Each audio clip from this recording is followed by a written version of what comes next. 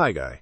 Tonight we find ourselves on a foggy morning on Jiangdong Street, in the heart of Hosiean, where the air hangs heavy with the scent of dew-kissed earth and wood smoke, and something else, something unsettling. You probably won't survive this. So before you get comfortable, take a moment to like the video and subscribe, but only if you genuinely enjoy what I do here. Drop a quick note in the comments. Where are you listening from? And what time is it there?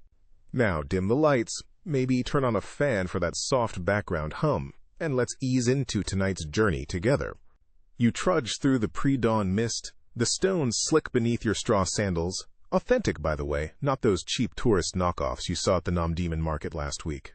Each step echoes softly in the stillness, swallowed by the thick fog that clings to the ornate wooden eaves of the houses lining the street. The air is crisp, carrying the faint tang of the nearby Han River. You pull your threadbare dopo dod tighter around you, a futile attempt to ward off the chill that seems to seep deeper than just the skin. The silence is almost absolute, broken only by the occasional creak of a sign swinging in the gentle breeze. It's a silence that hums with anticipation, the kind that makes the hairs on the back of your neck stand on end. Jiangdong Street. This isn't just any street. It's a main artery pulsing with the lifeblood of the capital, connecting the royal palace to the bustling markets. Imagine it.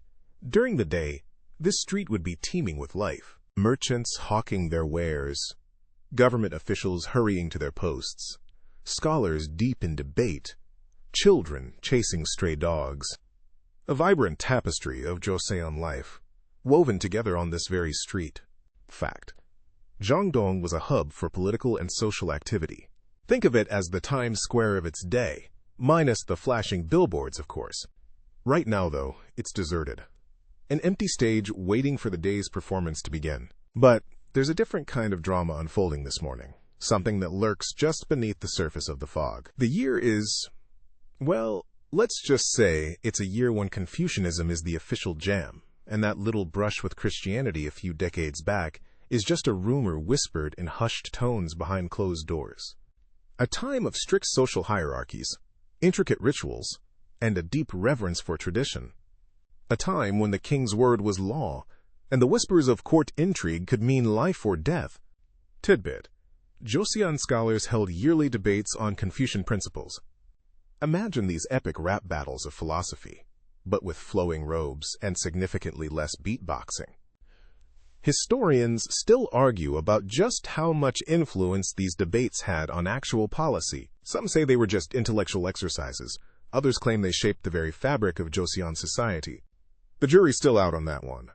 You continue your slow trek through the fog, your senses heightened by the unnatural quiet. The first streaks of dawn are just beginning to paint the sky a pale, ethereal gray. The darkness hasn't fully retreated yet, clinging to the narrow alleyways like a stubborn shadow. And then, as you round the corner by the old scholar's house, you catch it. The faint strains of music. Not the pansori you're used to, with its dramatic wails and percussive rhythms that tell tales of heroes and villains, love and loss. This is something different, something gentler, more unsettling. It's a planting song, the kind typically sung by women in the rice paddies, their voices blending with the rustling of the leaves and the chirping of insects. A song of fertility, of growth, of life springing forth from the earth. But this close to the king's palace? At this hour? It's out of place, like finding a lotus blossom blooming in the middle of winter. Debate. Scholars still discuss the extent to which traditional folk music influenced court rituals. Some believe that the elegant dances and refined music performed in the palace were completely separate from the earthier traditions of the common people. Others argue that there was a constant exchange, a subtle blending of high and low culture. This planting song, drifting through the pre-dawn fog, could be a piece of that puzzle, a hint of the connection between the royal court and the everyday lives of the people. The music draws you closer, a siren song in the stillness. You can't place its source. It seems to be coming from everywhere and nowhere at once, weaving through the fog like an invisible thread. Your heart beats faster. A drum against your ribs. Fear mingles with curiosity, a potent cocktail that propels you forward. What does this mean? Is it a good omen? A bad one? Or is it something else entirely, something beyond the realm of understanding? The fog swirls around you, thick and heavy, as if trying to conceal the source of the music, or perhaps to protect you from it.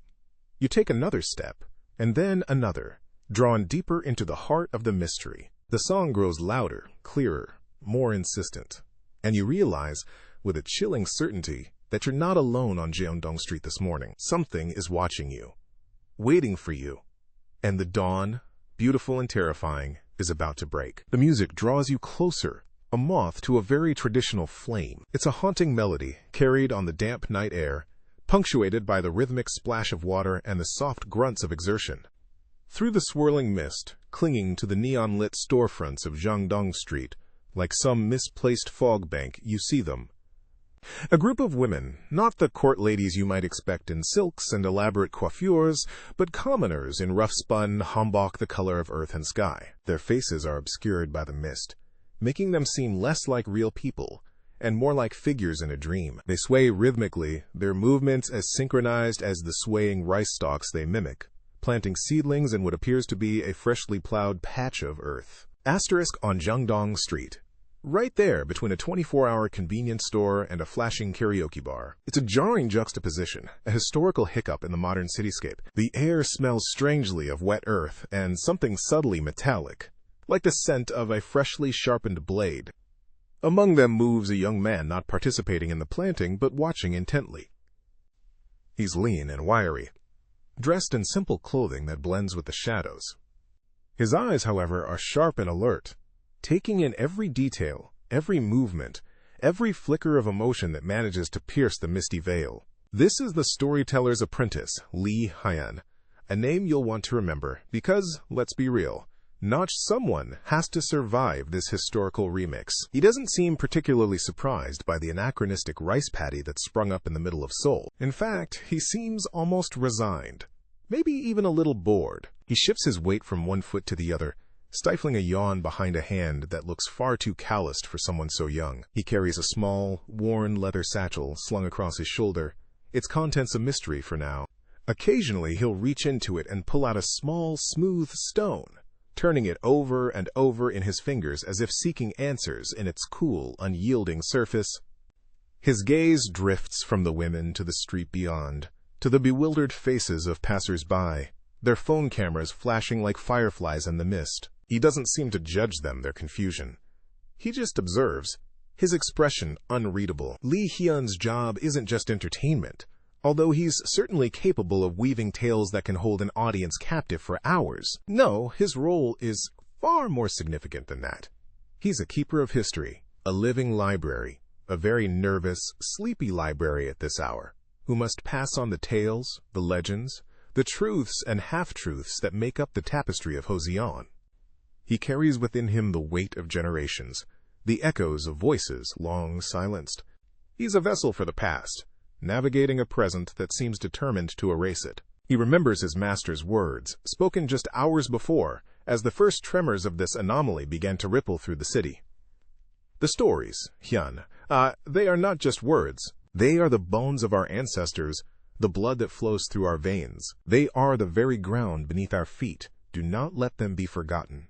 And Lee Hyun, dutiful if a little weary, intends to keep that promise. He thinks of the hundreds of tales swirling in his head, epic poems and bawdy folk songs, cautionary fables and historical accounts, all vying for attention. He's been training for this, for years, memorizing every inflection, every gesture, every nuance of his master's voice.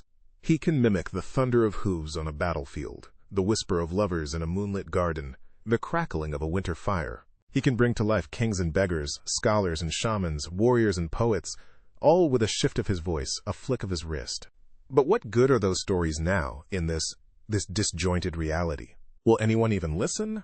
He glances at the faces in the street, faces illuminated by the cold, artificial glow of their devices. They seem more interested in capturing the spectacle than understanding it. They see a curiosity, an anomaly, a glitch in the matrix. They don't see the history, the weight, the significance.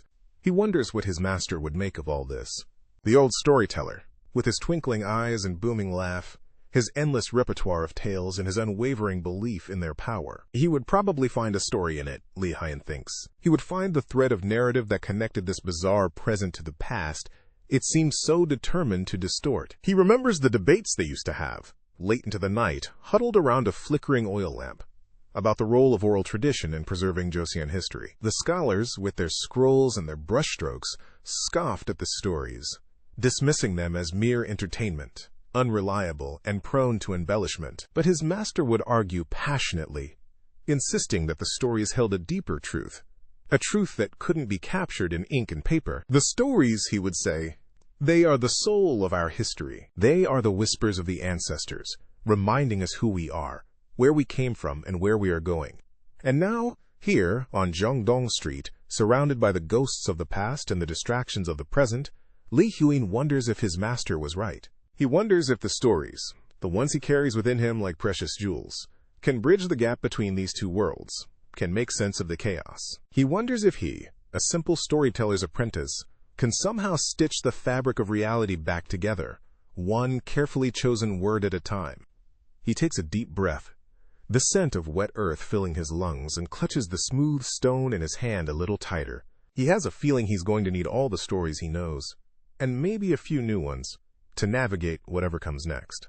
As the mist begins to lift, a flicker of movement catches your eye. Not the usual street vendor setting up his *TTEOK* stall, though a warm *TTEOK* wouldn't go amiss right now, would it? But something out of place.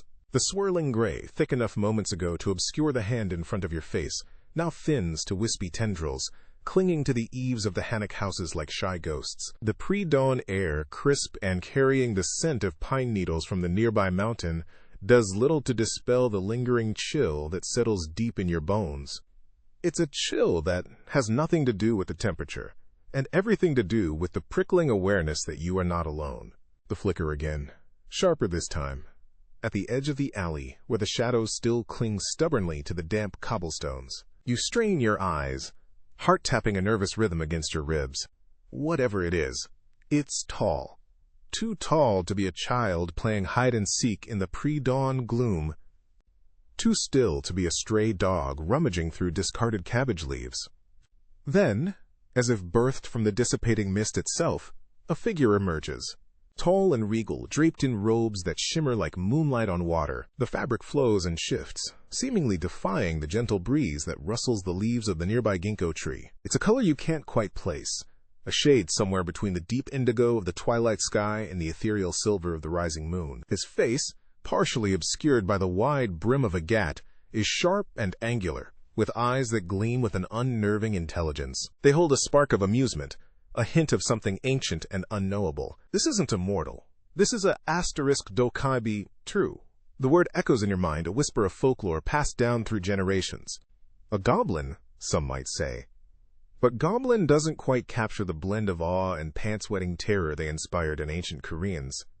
Goblin conjures images of grotesque little creatures lurking under bridges, snatching stray children. This being is something else entirely. There's a power radiating from him, a sense of barely contained energy that makes the air around him crackle. You instinctively know that he could crush you as easily as a dried leaf. And yet, there's something else there too. A flicker of curiosity, perhaps? A hint of playful malice? He takes a step forward, and the world seems to hold its breath. The rhythmic creak of a signboard further down the street, the distant crowing of a rooster, even the whisper of the wind through the pines all seem to fade into the background, leaving only the soft rustle of his otherworldly robes. He's not menacing, not exactly, but the very air around him vibrates with a power that makes your instincts scream at you to run, to hide, to do anything but stand here, frozen like a rabbit caught in a tiger's gaze. You remember the stories whispered around the hearth fire on cold winter nights. Tales of *dokaibi appearing in the fog, playing tricks on unsuspecting travelers, sometimes offering gifts, sometimes leading them astray into the heart of the mountains, never to be seen again. They were said to be creatures of chaos, embodiments of the untamed spirit of nature. Shapeshifters, tricksters, guardians of the mountains and forests. Not demons, not exactly, but certainly not benevolent spirits either. Were they inherently malevolent? The scholars debated the matter endlessly. Some claimed they were fallen gods, punished for their transgressions and forced to wander the earth in these strange forms. Others believed they were spirits born from discarded objects, imbued with a strange life force. Still others saw them as guardians of the natural world, protectors of the ancient forests and hidden pathways. There were stories of them rewarding kindness and punishing greed, of them playing pranks on arrogant young bon and aiding poor farmers. The truth, as with most things concerning the spirit world, remained shrouded in mystery. The dokebi tilts his head, a slow, deliberate movement that sends a shiver down your spine. His gaze sweeps over you, taking in every detail, from the worn leather of your sandals to the anxious expression etched on your face. He seems amused by your fear, and yet there's no malice in his eyes, only a detached curiosity, as if you were a particularly interesting specimen of insect pinned under his gaze. He raises a hand, long fingers tipped with what looks suspiciously like claws, and gestures towards you. You flinch, expecting a bolt of lightning or a sudden gust of wind to sweep you away. But nothing happens. He simply continues to study you, a faint smile playing on his lips. The silence stretches, thick and heavy with unspoken possibilities. The mist continues to recede, revealing more of the street, the closed doors and shuttered windows of the houses, the empty well in the center of the square. The world is slowly returning to normal, yet the presence of the dokebi makes it feel somehow different, as if the veil between worlds has thinned, allowing a glimpse of something beyond the ordinary. What does he want? Why has he appeared here in this quiet alley, in the heart of the city, shrouded in the pre-dawn mist? The stories offer no easy answers. Dokebi were known for their capricious nature, their love of riddles and games. Perhaps this is just a game to him, a way to amuse himself at the expense of a hapless mortal. Or perhaps there's something more. He takes another step forward, closing the distance between you. The air crackles with an unseen energy. Your heart pounds in your chest, a frantic drumbeat against the silence of the morning. You're trapped, caught in the gaze of a creature beyond your understanding. And yet, despite the terror that grips you, a flicker of curiosity ignites within you. What will he do next? What secrets does he hold? What wonders might he reveal? The air shimmered, the scent of pine needles and something faintly metallic twisting through the alley's usual bouquet of stale beer and frying oil. Li Hyun blinked, thinking he'd finally succumbed to the surreal strangeness of Jongdong Street, and was hallucinating. But the shimmering coalesced, resolving into the form of a dukaduba. Not the hulking, ogre-like creature of some tales, but leaner, more wiry, with eyes that gleamed with an unnerving intelligence. Its skin was the color of wet clay, its hair a tangle of black vines threaded with crimson ribbons. It wore a tattered robe, the color of dried leaves, and a smirk played on its lips. It didn't snarl, didn't lunge, didn't even speak. Instead, it extended a hand, not clenched in a fist, but open, palm up. Resting in its center was a stendage, a persimmon, so perfectly ripe it seemed to radiate a soft golden light. The air around it thrummed with a low hum, a vibration that Li Hyun felt in his teeth. He froze, every instinct screaming at him to run. He'd heard the stories since he was a child, whispered around campfires and murmured in hushed tones by elders. Dokebi were tricksters, bargainers, creatures of chaos. Accepting a gift from one was like spinning a roulette wheel of fate. You might land on fortune, or you might land on something far, far worse. He glanced back at the bustling street, at the neon signs flashing garish colors onto the pavement. He'd seen a man walking a pig on a leash, a woman with hair made of living snakes, and a street vendor selling bottled nightmares. After a day on Jiangdong Street, wasn't every experience a strange dream he couldn't quite shake off later? What was one more layer of bizarre on top of the already towering cake of the absurd? The dokebi tilted its head, the smirk widening just a fraction. The persimmon pulsed, its golden light intensifying. The scent was intoxicating, sweet and earthy, promising a taste of something beyond earthly delights. Li Hyun's mouth watered involuntarily. He could almost taste the sugary flesh, feel the juice bursting on his tongue. But then a memory surfaced, a story his grandmother used to tell him. It was about a young scholar, ambitious and eager to impress the king.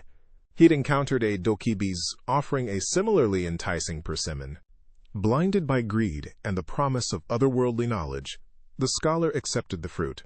He ate it with relish, only to find himself trapped inside a painting, his image forever frozen in the act of consuming the Dokaibi's gift, doomed to repeat the same action for eternity. Lee Huion swallowed, the dryness in his throat suddenly far more prominent than the imagined sweetness of the persimmon.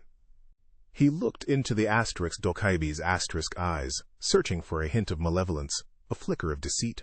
But all he saw was an unsettling curiosity, a detached amusement, as if the creature was watching an experiment unfold. It wasn't the outright hostility he expected, but this strange, almost clinical interest felt even more disconcerting. He took a breath, steeling his nerves. He knew the rules, the unspoken laws of dealing with such beings. Never show fear. Never accept a gift without knowing the price. He met the Dokaibi's gaze and asked, his voice surprisingly steady, "What's the catch?" The Dokaibi chuckled, a dry, rustling sound like leaves skittering across pavement. It didn't answer immediately, instead retracting its hand, the persimmon still glowing in its palm. It studied Li Haiyan for a long moment, as if assessing his worth, weighing his soul. The silence stretched, thick and heavy, punctuated only by the distant cacophony of Jiangdong Street. Finally, the Dokaibi spoke, its voice a low whisper that seemed to emanate from the very stones of the alley. "A catch? There is always a catch, young man. But the nature of the catch, that is often a matter of perspective. Some might see it as a price, others as an opportunity, still others as a lesson." It extended its hand again. The persimmon offered once more. "The catch, in this instance, is simply a story you will tell, a story you will live." Li Yun hesitated, his mind racing. A story? What kind of story? A heroic tale? A tragic ballad? Or something far stranger? Something that would twist his life into knots he couldn't untangle? He knew scholars debated the meaning of Dokaibi bargains, their interpretations ranging from simple tests of character to complex metaphysical transactions. Was this Dokaibi offering him a gift? Or a burden? A path to enlightenment? Or a road to ruin? He looked at the persimmon, its golden glow mesmerizing. He smelled the sweetness, felt the pull of its otherworldly allure. He thought of the scholar trapped in the painting, his eternal feast a testament to his foolish greed. He thought of the strangeness of Jiangdong Street, the endless parade of the bazaar. He thought of his own life, ordinary and predictable, yearning for something more. He knew, with a chilling certainty, that whatever choice he made, his life would never be the same. The Dokaibi had offered him not just a fruit, but a doorway to a story yet unwritten, a story that would be his, and his alone to tell. And the question was, did he dare to step through? Before the doc can answer, because honestly, have you ever known a supernatural being to answer a question without at least 3 riddles and a cryptic prophecy? A hush falls over Jiangdong Street, the usual cacophony of merchants hawking their wares, children chasing stray dogs, and the rhythmic clang of a blacksmith's hammer fades into an almost unnerving silence. The air itself seems to hold its breath, the lingering mist clinging to the eaves of the traditional asterisks like a spectral audience. From the eastern end of the street, where the mist is thickest, a soft glow emerges. It grows steadily, resolving into a procession of lanterns, bobbing gently like fireflies in the pre-dawn gloom. Following the lanterns, crimson spills onto the street, a river of color in the gray morning. Soldiers, clad in immaculate hanbok of deep red, their faces impassive, eyes lowered respectfully, march with measured steps, their boots barely disturbing the quiet. They surround a central figure, draped in flowing silk the color of moonlight, his presence radiating an aura of quiet authority. It is King Sejong, the 4th ruler of Joseon, a man revered for his wisdom, his creation of Hangul, the Korean alphabet, and, as everyone on Jiangdong Street now recalls, his love of a well-timed royal decree that can silence even a Dokaibi. The Dokapati, momentarily forgotten, shrinks back against the wall, its usual mischievous glint replaced by a look of almost comical apprehension. Even supernatural beings, it seems, understand the weight of a royal decree. After all, these pronouncements weren't mere announcements. They were considered sacred texts imbued with the authority of the heavens. To defy a royal decree wasn't just disrespectful, It was practically sacrilegious. King Sejong halts the procession in the center of the street, the lanterns casting long, flickering shadows that dance against the wooden walls of the buildings. A hush falls over the crowd, so profound that the distant chirping of crickets becomes suddenly audible. A royal scribe steps forward, unfurling a scroll with practiced hands. The parchment crackles in the stillness, a sound that amplifies the anticipation hanging heavy in the air. Everyone leans in, straining to hear every word.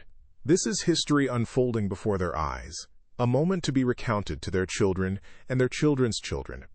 The scribe clears his throat and begins to read in a clear, resonant voice, the words echoing down the narrow street.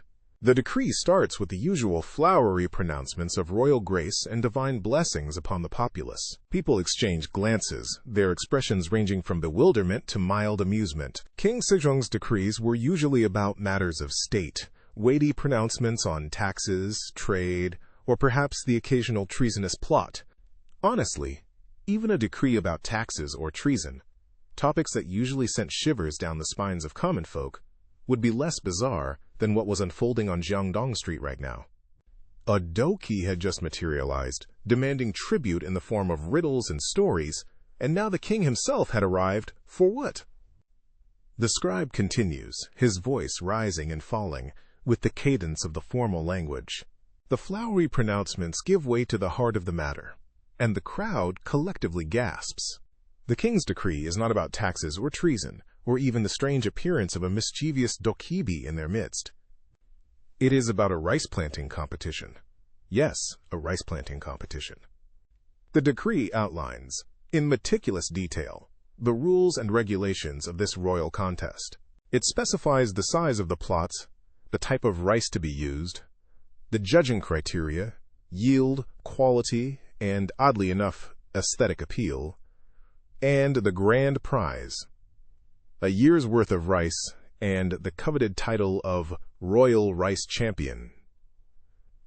The crowd murmurs, confused whispers rippling through the assembled onlookers. Some chuckle nervously, unsure whether to be relieved or even more bewildered. The dokibi, for its part, looks utterly flabbergasted. Its mouth hangs open, revealing rows of sharp teeth, its eyes wide with an almost childlike confusion. A rice planting competition? After all this build-up, this dramatic arrival, this is the king's decree? The use of royal decrees to encourage agricultural innovation was, of course, a subject of much debate amongst scholars. Some lauded it as a stroke of genius, a way to motivate farmers and improve crop yields, ensuring the prosperity of the kingdom. Others viewed it as a trivialization of a sacred instrument of royal power.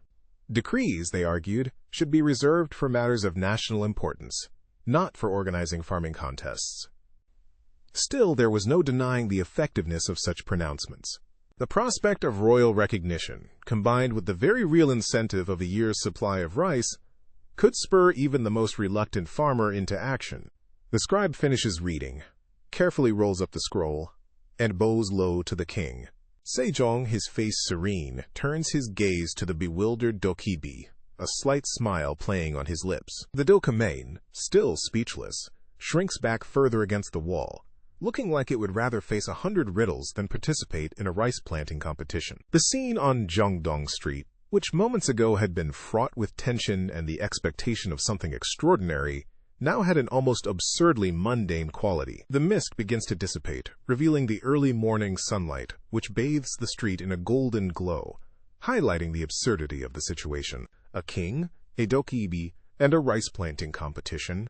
Truly, a morning unlike any other on Jiangdong Street. The decree, crisp and official, crackled in the herald's hands as he read it aloud. His voice, usually reserved for announcing curfew or the latest royal edict on the proper length of beards, boomed across Jiangdong Street, bouncing off the paper-screened windows and tiled roofs. By order of His Royal Majesty, King Sejong the Great, the women of this street shall cultivate rice, not in the distant paddies, but here, upon this very street.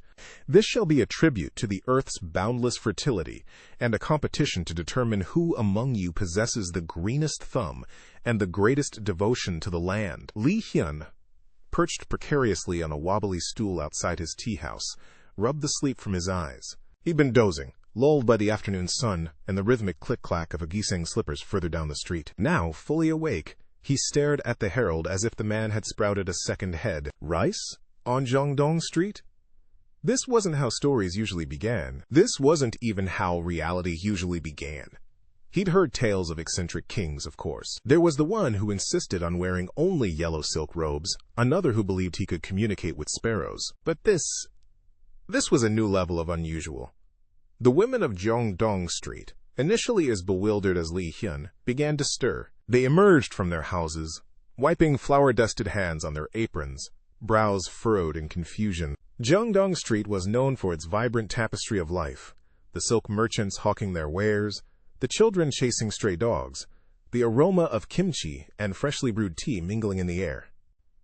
Rice paddies. It was not. The herald continued, his voice taking on a persuasive lilt.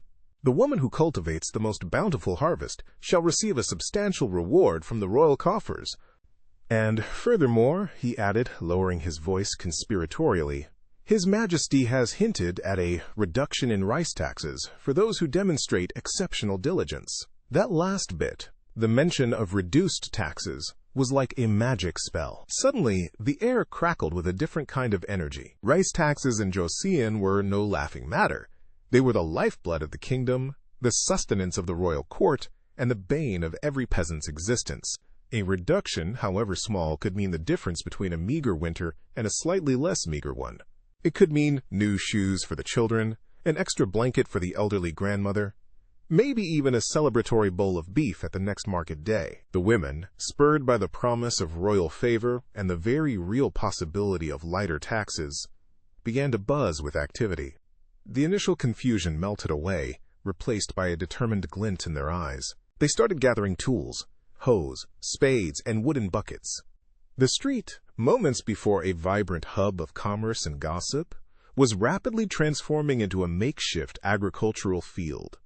Li Hyun watched it all unfold, his doubt deepening with every shovelful of dirt overturned. He'd heard tales of royal ceremonies incorporating symbolic gestures. The king plowing the first furrow of the spring planting, for instance, was a long-held tradition, a symbolic act meant to ensure a prosperous harvest. But this was different. This wasn't a symbolic gesture. This was, well, he wasn't quite sure what it was.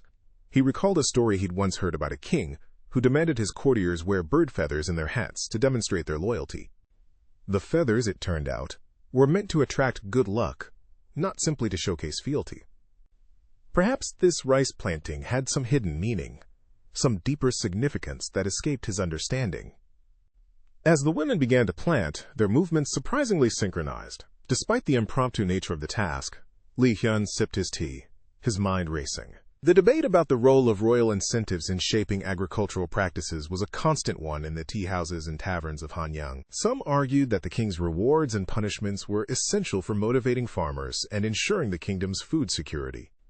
Others claimed that such interventions disrupted the natural rhythm of the seasons and ultimately did more harm than good. Li Hyun had always considered himself more of an observer than a participant in these debates. He preferred the quiet contemplation of stories, the unfolding of narratives, the gentle wisdom that emerged from the clash of characters and circumstances. But this situation, this bizarre spectacle unfolding before his very eyes, demanded more than mere observation.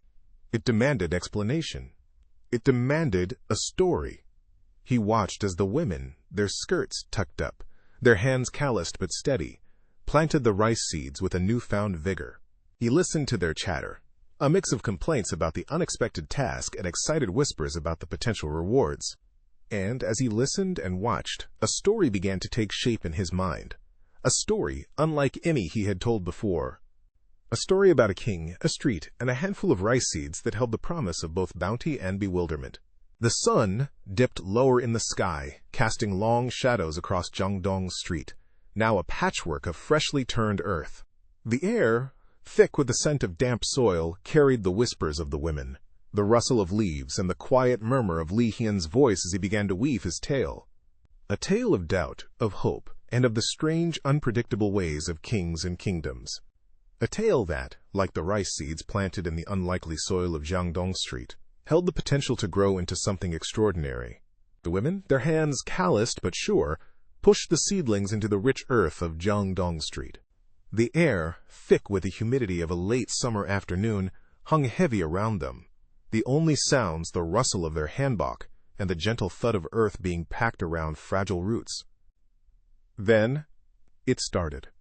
A low groan, almost imperceptible at first, vibrated up through the soles of their feet. The ground beneath them shifted, a slow, rolling undulation that sent ripples through the freshly turned soil. Not an earthquake, mind you. Though honestly, after everything else that's happened, would anyone be surprised? No, this was different. Earthquakes were violent, a sudden jarring rupture. This was deliberate, a slow creeping unease that settled in the pit of your stomach and spread outwards like icy fingers. The women exchanged nervous glances, their chatter dwindling to hushed whispers. The cracks appeared almost as an afterthought, not violent fissures tearing the earth asunder, but thin, meandering lines that spread across the street like a spiderweb. They widened, not with the explosive force of a tremor, but with a slow, deliberate opening, as if something beneath was stretching, waking. The women scrambled back, their hose clattering to the ground, their faces etched with a primal fear that transcended mere surprise. I remember watching them from my perch on the stone wall, my heart hammering against my ribs. The air, already thick with humidity, felt suddenly charged, electric. A chill, sharp and unexpected, ran down my spine despite the oppressive summer heat. It wasn't just the unsettling movement of the earth, or the strange groaning sounds that continued to emanate from below. It was something more visceral, an ancient instinctive fear that whispered of things long forgotten, buried beneath layers of reason and modernity.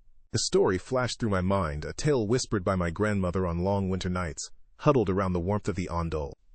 A story about a mountain spirit, a being of immense power slumbering beneath the earth.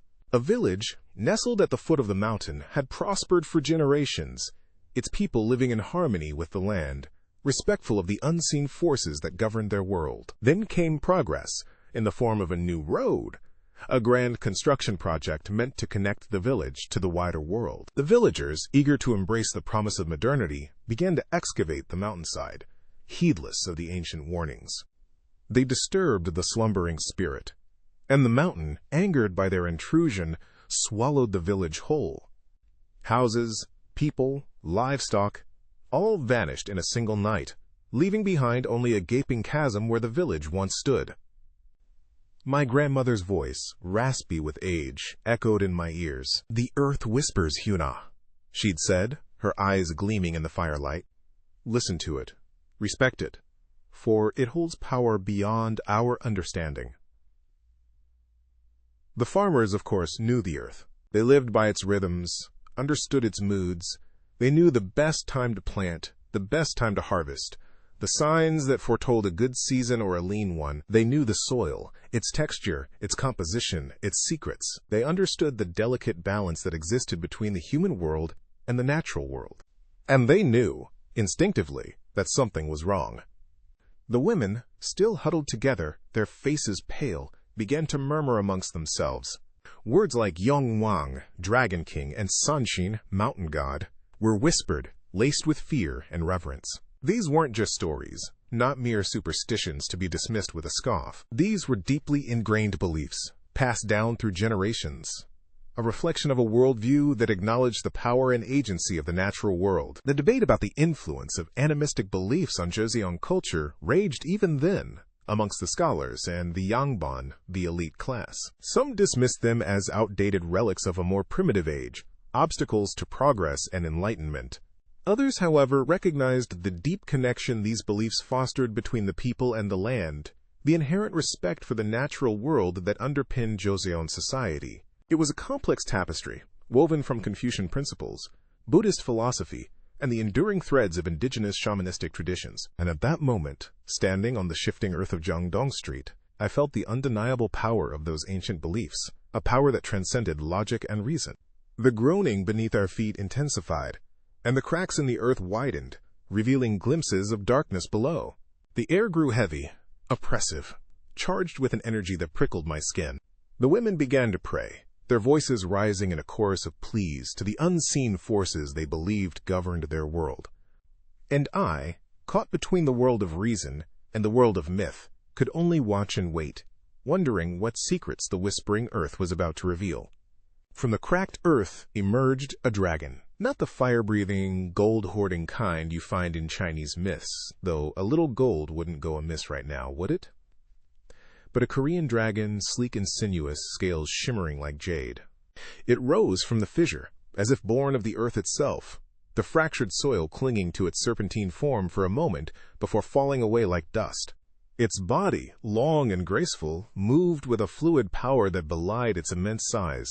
The scales, a mosaic of deep emerald and pale celadon, rippled in the faint sunlight filtering through the forest canopy, reflecting the hues of the surrounding jade-green foliage. No wings, unlike its western counterparts, but instead, long, flowing whiskers danced in the breeze, and two antler-like horns crowned its head, each tipped with a pearl that pulsed with an inner light. It didn't roar, didn't snarl, but instead a low hum resonated from deep within its chest, a sound that vibrated through the very ground beneath their feet. It felt ancient, powerful, and utterly mesmerizing. The dragon coiled around the women, not aggressively, but with a protective embrace. It lowered its head, its sinuous neck forming a graceful arc, until its large, luminous eyes were level with the group. The women, who moments before had been chanting their planting songs, now stood frozen, their voices caught in their throats, their eyes wide with a mixture of awe and fear. The dragon's presence was overwhelming,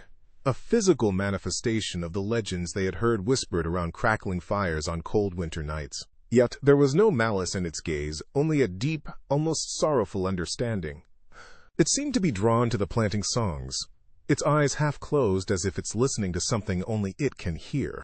The rhythmic chants, passed down through generations, echoed in the clearing, weaving a tapestry of sound that seemed to resonate with the dragon's very being. The air crackled with an unseen energy, a palpable connection between the ancient creature and the women who sang of life and growth, of the earth's bounty and the promise of the harvest. The dragon's hum deepened, harmonizing with the women's voices, creating an otherworldly symphony that filled the forest with an aura of peace and wonder. Its long, elegant whiskers brushed against the women's faces, a touch as gentle as the falling rain.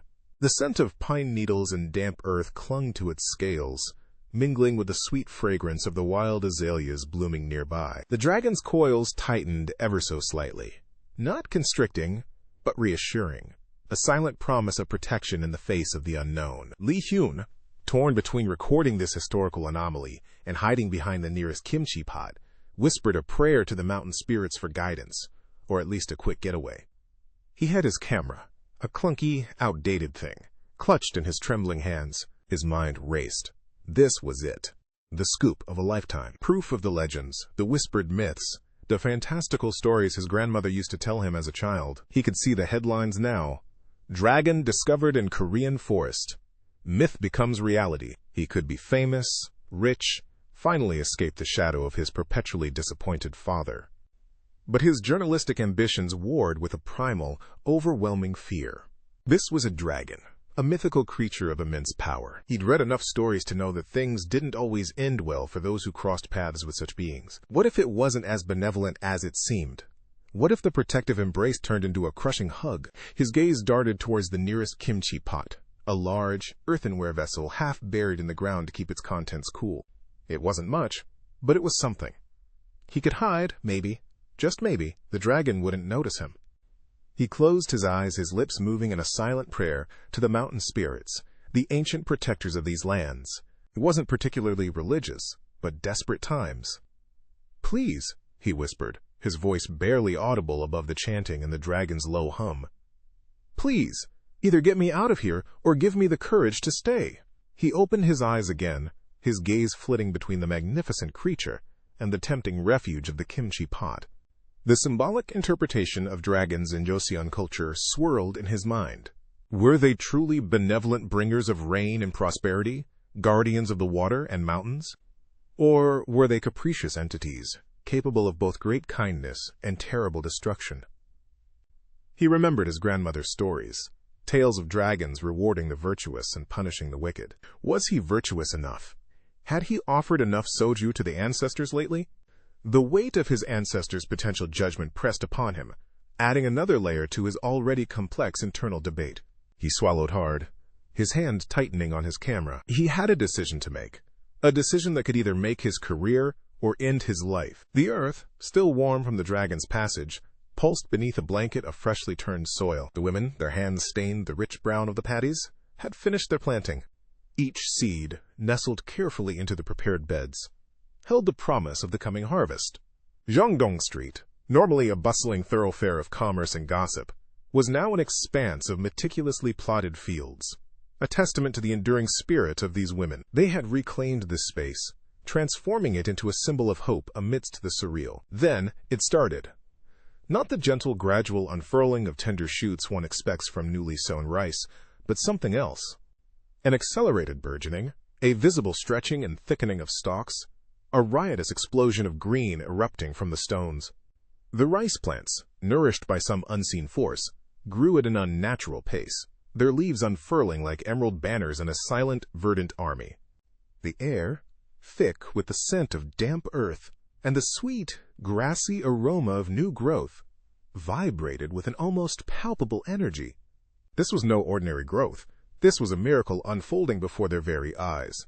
And the women, though accustomed to the rhythms of the land, though experts in the delicate dance of rice cultivation, the precise timing of planting, the careful tending, the anxious waiting, watched with a mixture of awe and trepidation.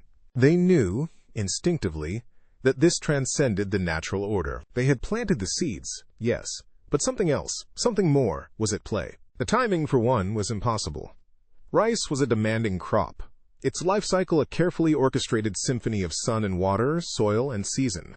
It took time, patience, the slow, steady march of nature. This, however, defied all known laws of agriculture. It was as if the very earth itself was rejoicing, celebrating the return of life in this fractured, dragon-haunted city. This rapid growth, this defiance of natural law, was unsettling, a stark reminder of the strange new reality they now inhabited. As the rice grew, reaching knee-height, then waist-height, in a matter of minutes, the dragon stirred.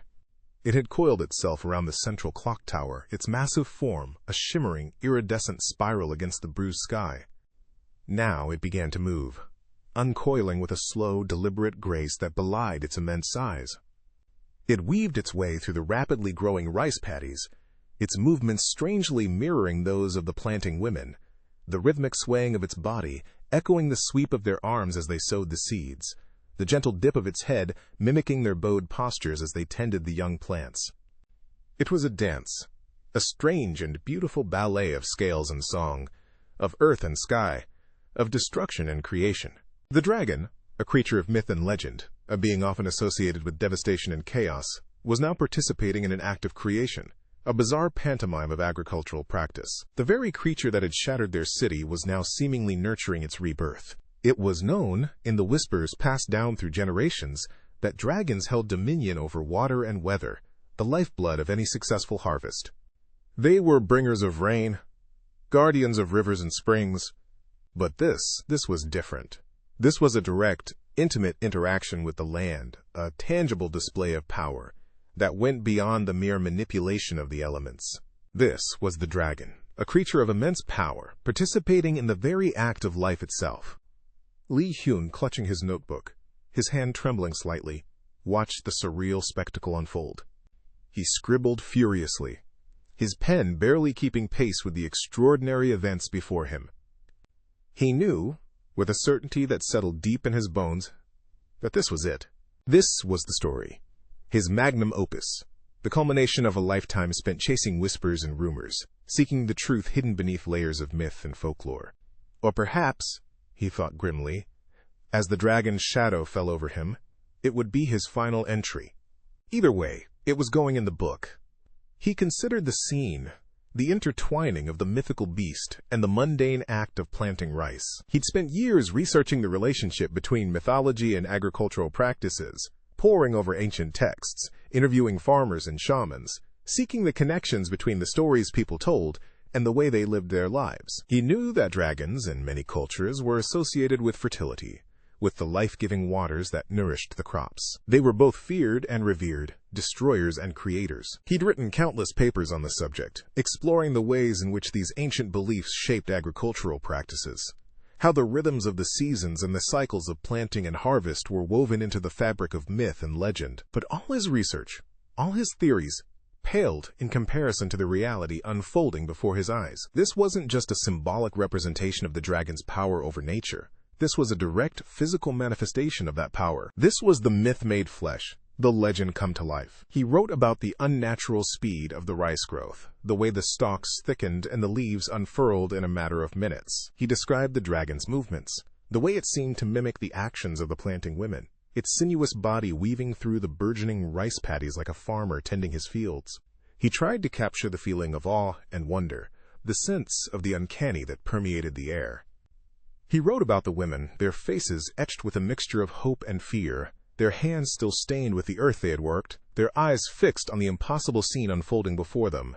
He wrote about the dragon, the creature of myth and legend, now a tangible presence in their lives, a force of both destruction and creation. He knew, as he wrote, that he was witnessing something profound, something that transcended the boundaries of the real and the unreal, the natural and the supernatural. He was witnessing the birth of a new mythology, a new story being written into the very fabric of their lives. And he, Li Hyun, the chronicler of the strange and the unusual, was there to record it, to bear witness to the dance of growth, the strange and beautiful ballet of dragon and rice, unfolding in the heart of a shattered city. The transformation was breathtaking.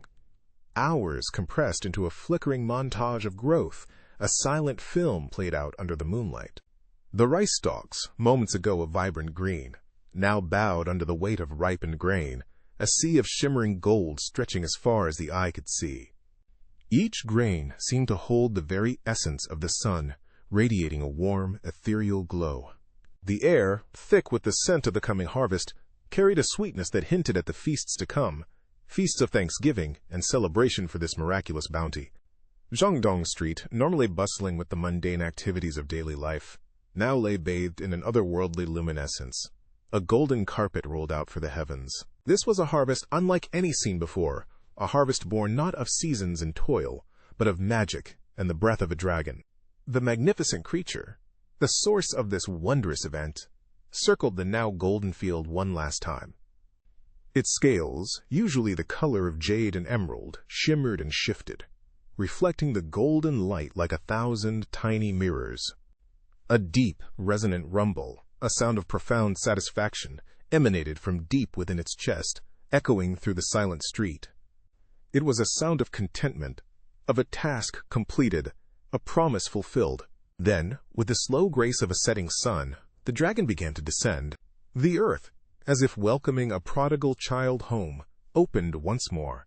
The creature sank into the waiting chasm, the golden light reflecting off its scales until the last inch disappeared. The earth sealed itself shut with a gentle sigh, leaving the cobblestone street pristine and undisturbed, as if the extraordinary events of the night had never transpired. But the golden harvest remained, a stark, beautiful reminder of the magic that had touched this place. Had anything usual happened on Jaedong Street tonight?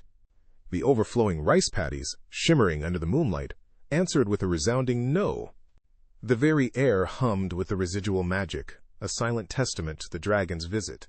Zhongdong Street, a place of ordinary lives and everyday occurrences, had become a canvas for the extraordinary, forever imprinted with the memory of a golden harvest born of myth and moonlight. Li Hyun, his hand cramping from the rapid pace of his writing, lowered his brush, staring at the scroll unfurling before him. He had captured every detail, every nuance of the incredible scene, the brushstrokes themselves seeming to vibrate with the lingering magic. From the first tremors of the earth to the dragon's descent back into the depths, he had documented it all, his ink a desperate attempt to hold on to the fleeting reality before him. He reread his words, tracing the characters with his fingertip, a sense of disbelief washing over him. Would anyone believe this? Would they see the meticulous detail, the frantic energy imbued in each stroke, and understand the truth of what he had witnessed? Or would they dismiss it as the ramblings of a madman, a fanciful tale spun from moonlight and dreams? He thought of the scholars, the historians, the keepers of the Joseon Chronicles. Would they accept such a fantastical account into their meticulously curated records? History, as he knew it, was a tapestry woven with threads of fact, meticulously researched and documented. Where did a dragon fit into this tapestry? Where did magic and miracles find their place in the annals of Joseon? He knew the stories, the whispers of supernatural beings interwoven into the fabric of Korean folklore, tales passed down through generations, often dismissed as mere superstition. Yet, he had seen it with his own eyes. He had felt the earth tremble beneath his feet, felt the heat radiating from the dragon's scales, smelled the sweet, otherworldly scent of the magically ripened rice. How could he reconcile the tangible reality of his experience with the established narratives of his time? He wondered with a sudden jolt of anxiety if he would even be able to share his story. What if this was all a dream, a fantastical illusion woven by the moonlight? What if he woke to find the street unchanged, the rice paddy still green, his scroll blank? The thought sent a shiver down his spine. He clutched the scroll tighter, as if the physical act of holding it would anchor him to this extraordinary reality. He had to believe, had to trust the evidence of his own senses, the ink still wet on the paper, the lingering scent of magic in the air. He had witnessed something truly extraordinary, something that defied explanation, something that challenged the very foundations of his understanding of the world. Whether anyone believed him or not, he knew, deep in his heart, that the events of this night would forever be etched into his memory. A golden harvest of wonder and disbelief, a secret he carried within him, a silent testament to the magic that bloomed on Gyeongdong Street. The quiet whisper of the wind rustled through the golden rice stalks, a gentle lullaby to a street bathed in moonlight and magic, a street that held a secret, a street forever changed. And Lee Hyun, the lone witness, the keeper of this extraordinary tale, knew that his life, like the street he stood upon, would never be the same. The palanquin, ornate with gold leaf and silk tassels, swayed gently to a stop. It was, for all intents and purposes, a Joseon-era limousine, complete with bearers whose synchronized steps could rival any modern shock absorption system. From within its opulent confines, King Sejong had witnessed the entire spectacle. The sudden eruption of golden rice stalks, the shimmering form of the dragon coiling skyward, the collective gasp of the onlookers. Nothing had escaped his keen observation. Now, as the dragon's glow faded and the dust settled, revealing a field shimmering with an almost unbelievable bounty, the king emerged. His eyes, usually narrowed in thoughtful contemplation, were wide with a childlike delight. He stepped onto the freshly tilled earth, the rich scent of the miraculous rice filling the air. It wasn't just the gold. It was the sheer audacity of it all. A king known for his intellectual curiosity, Sejong was more captivated by the how than the what. He ran a hand over the heavy golden ear of rice, a slow smile spreading across his face. "Remarkable," he breathed, turning to address the assembled villagers. "Truly remarkable." He gestured towards the field, his voice ringing with genuine enthusiasm. This is a testament to the ingenuity and dedication of our people." He paused, his gaze settling on the women who had toiled in the paddies, their faces now alight with a mixture of awe and disbelief. "You have shown us," he continued, "the true potential of the earth's bounty. You have honored the land, and the land in turn has honored you." He turned towards Lee Hyun, who stood slightly apart, still looking a little shell-shocked by the whole ordeal. "And you, Lee Hyun," the king said, his voice laced with amusement. "Your unconventional methods have certainly yielded unconventional results." A ripple of laughter ran through the crowd. Lee Hyun, for his part, managed a shaky bow. He still wasn't entirely sure what had happened, but royal approval, especially from a king as respected as Sejong, was always welcome.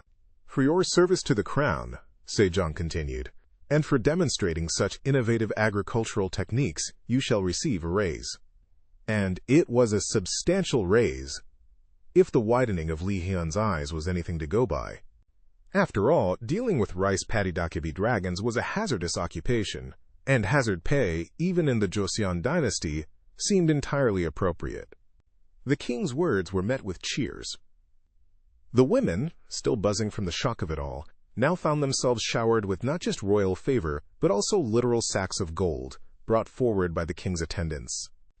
And let's be honest, that much gold would buy a lot of asterisk, TTEOK asterisk, enough asterisk TTEOK asterisk for a feast, enough asterisk TTEOK asterisk for a week of feasts. Enough *TTEOK dumps, perhaps, for the entire village to develop a mild but pleasant times TTEOK asterisk addiction. The air crackled with excitement. The relief of having survived the ordeal, combined with the elation of royal recognition and the prospect of unimaginable *TTEOK wealth, was palpable. Spontaneously, the women began to dance. It wasn't a rehearsed performance, but a raw expression of gratitude, a celebration of survival, a joyful release of pent-up tension. Their movements, initially hesitant, grew more confident, evolving into a vibrant tapestry of swirling skirts and outstretched arms. They danced for the earth's bounty, for the king's favor, for the sheer improbable luck that had not only saved them from a potentially earth-swallowing disaster, but had also landed them in the good graces of the king. They danced for the gold, of course, and for the *TTEOK it promised. They danced with the light-hearted abandon of those who had stared into the abyss and emerged, not just unscathed, but richer, happier, and with a story to tell for generations to come. The king watched the impromptu performance with a thoughtful expression. The scene before him, the joyous dance, the gleaming gold, the field of miraculously transformed rice, was more than just a spectacle. It was a testament to the power of royal patronage. His support, however inadvertently given, had fostered innovation, albeit of a rather unusual kind. It had encouraged dedication and, ultimately, had resulted in something truly extraordinary. He knew that his actions, his words, his very presence, had a profound impact on the lives of his people. This event, as bizarre as it was, would be spoken of for years to come. A reminder of the king who valued ingenuity, rewarded dedication, and wasn't afraid to embrace the unexpected. This seemingly small incident, a dragon, some gold, a field of rice, a dance of gratitude, sparked debates that would continue long after the last grain of golden rice had been consumed. The role of royal patronage in promoting the arts and sciences, the delicate balance between tradition and innovation, the very nature of luck and divine intervention, these were topics that scholars and commoners alike would ponder. Inspired by the tale of the day, the king's delight transformed a simple rice paddy into a field of gold.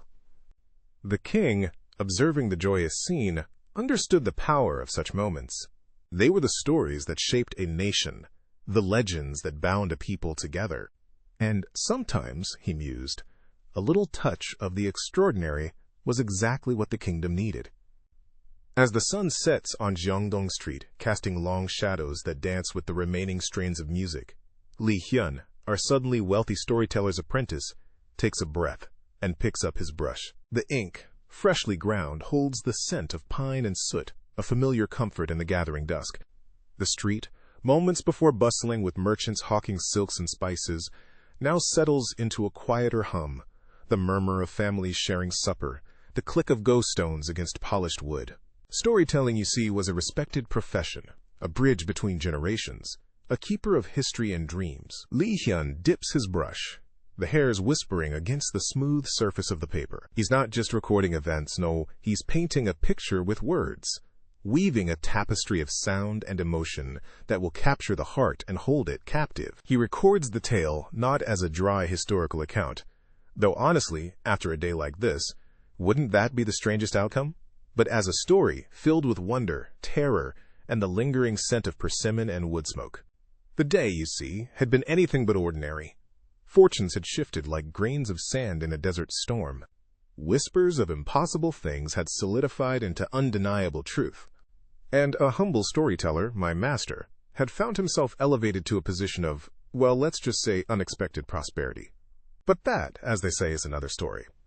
This one, the one Li Hyun is committing to paper with such meticulous care, is about the mountain spirit, Dokhaibi, and the lost princess. It's a tale whispered around crackling fires for generations, a story woven into the very fabric of our lives. Stories, you understand, were passed down through generations. They shaped our understanding of the world, our place within it. They explained the mysteries of the heavens and the secrets of the earth. They taught us lessons, both subtle and profound, about courage and kindness, about greed and the consequences of unchecked ambition. This particular tale begins, as many do, with a moonless night. The wind howled like a banshee through the gnarled branches of ancient pines, and the mountain loomed, a dark and brooding presence against the star-strewn sky. The princess, lost and alone, stumbled through the undergrowth, her silken robes torn, her delicate slippers stained with mud. Fear, sharp and cold, clutched at her heart.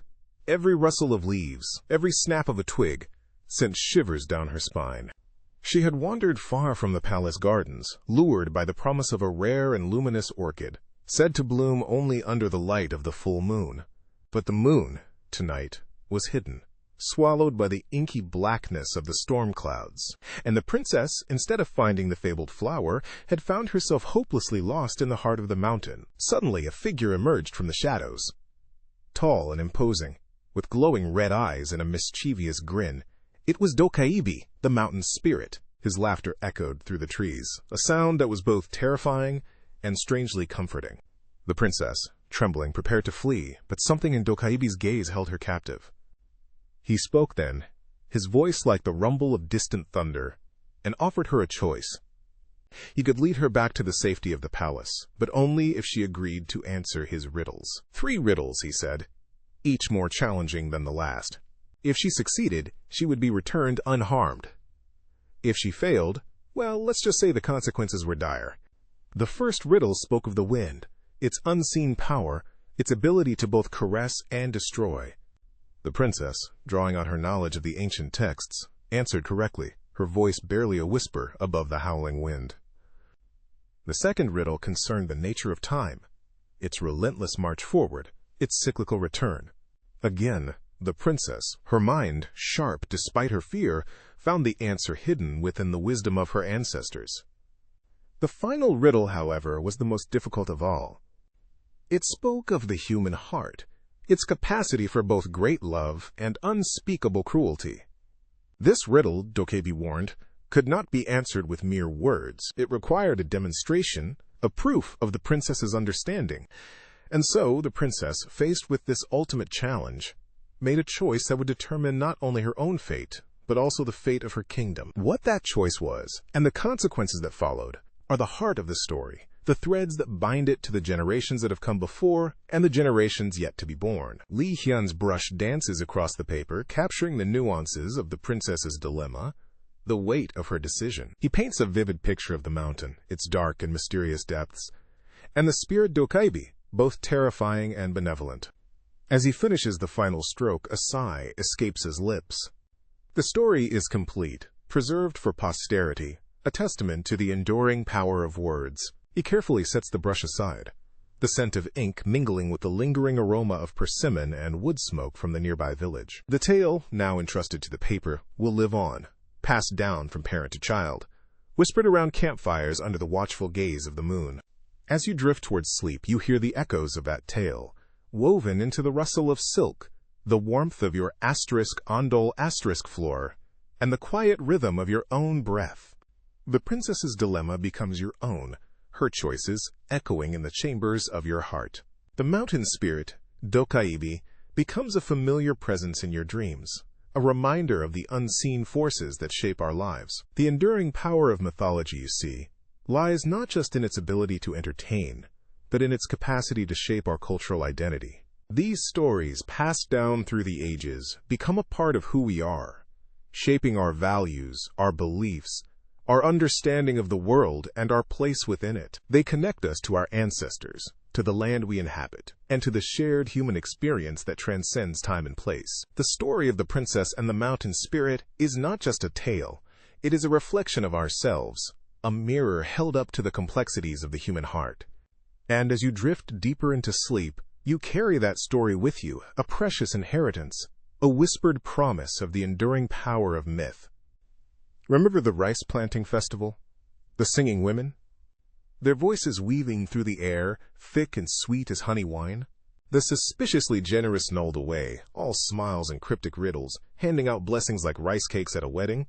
And how, after all that, after the dancing and the feasting, you, dear reader, got rewarded for simply being there, which, given how Gozeon history often went, isn't exactly a surprise, is it? Favor from the heavens, a lucky gamble, a well-placed relative whispering in the king's ear. These were often more influential than hard work or talent. Joseon society, let's not forget, was built on hierarchy. a ladder of power reaching all the way from the dust beneath a farmer's fingernails to the jade ornaments glittering in the king's topknot. Where you landed on that ladder determined almost everything. Let's revisit that day on Jeongdong Street. Picture it.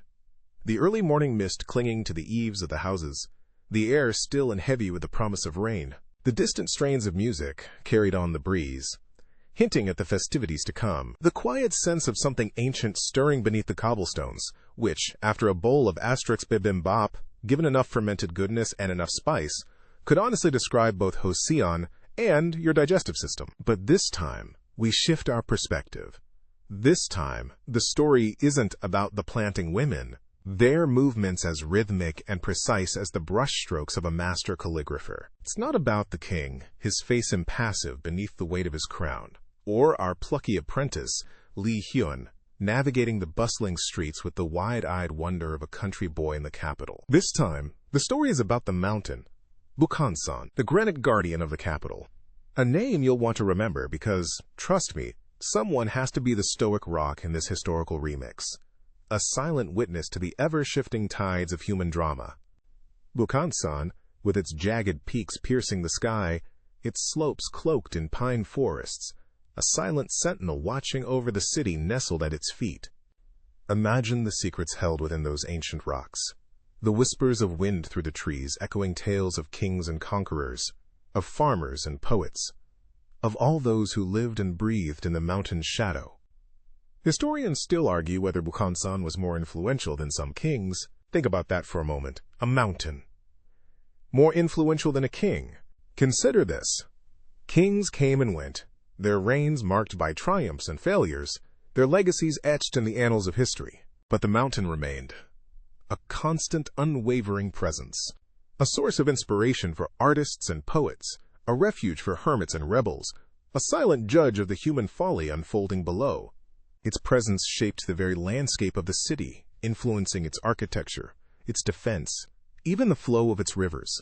The mountain provided resources, timber for building, herbs for medicine, clean water flowing from its springs. It offered protection, a natural barrier against invaders. It was a spiritual anchor, a place where people could connect with the divine, where shamans performed their rituals and monks sought enlightenment in its tranquil embrace. The mountain's influence extended beyond the practical and the spiritual. It seeped into the very fabric of Joseon identity. The rugged beauty of Bukhansan, its imposing presence, became a symbol of strength and resilience. It was a reminder of the enduring power of nature, a force that dwarfed even the grandest human ambitions. Artists depicted it in their paintings, poets celebrated it in their verses, and commoners whispered tales of its mystical power. The mountain was not just a geographical feature. It was a living entity, a powerful force that shaped the lives and beliefs of the people who lived in its shadow. So while the rice planting festival unfolded in the city below with its vibrant colors and boisterous celebrations, Bukhansan remained aloof, observing the fleeting spectacle of human life with ancient, indifferent eyes. The mountain had seen it all before. The rise and fall of dynasties, the ebb and flow of prosperity and hardship, the endless cycle of birth, life, and death. The festivities were but a ripple in the vast ocean of time, a fleeting moment of joy and celebration against the backdrop of the mountain's enduring presence. The very stones of Bukhansan could tell tales, tales of ancient rituals performed on its slopes, of battles fought for control of its strategic heights, of lovers meeting secretly beneath its sheltering trees. The mountain held the memories of the city, its joys and sorrows, its triumphs and defeats, all etched into its granite heart.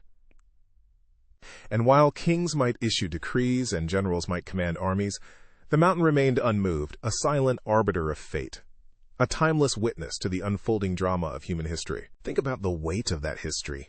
The layers upon layers of human experience piled up against the mountain's slopes. The echoes of ancient chants, the clang of swords, the whispers of lovers, all absorbed into the very rock itself. Bukhansan was not just a mountain, it was a repository of memory, a living testament to the enduring power of the past. And as the festivities on Jeongdong Street reached their climax, the mountain continued to stand watch, its shadow stretching long and dark across the city, a silent reminder of the forces that shaped Joseon, both seen and unseen. The mountain's silence spoke volumes. It was a silence that echoed with the weight of centuries, a silence that held the secrets of a nation's soul. On the slopes of Bukhansan, which, by the way, wasn't just for hiking, though given how trendy hiking is becoming in Hanyang these days, maybe someone could start selling dokyebi repellent at the trailhead, lived a shaman named Kim Mandiak. Fact: shamans played a vital role. They weren't just chanting and shaking bells.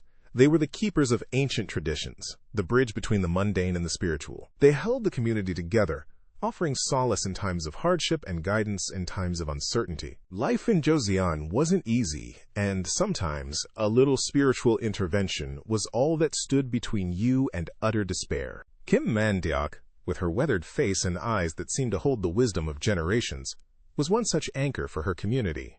Kim Mandiak wasn't just a spiritual guide. She was a conduit to the mountain's energy, a very focused, very determined conduit at that, capable of channeling the mountain's power to heal the sick, predict the weather, which, let's be real, in a society reliant on rice cultivation, makes you more essential than most government officials, and commune with the spirits. Tidbit: shamans performed rituals for healing and divination. These rituals weren't just for show. They were carefully orchestrated performances, each movement, each chant, each offering imbued with deep meaning. The burning of incense, the rhythmic beating of drums, the colorful costumes, all were designed to create a sacred space, a bridge between the human world and the realm of the spirits.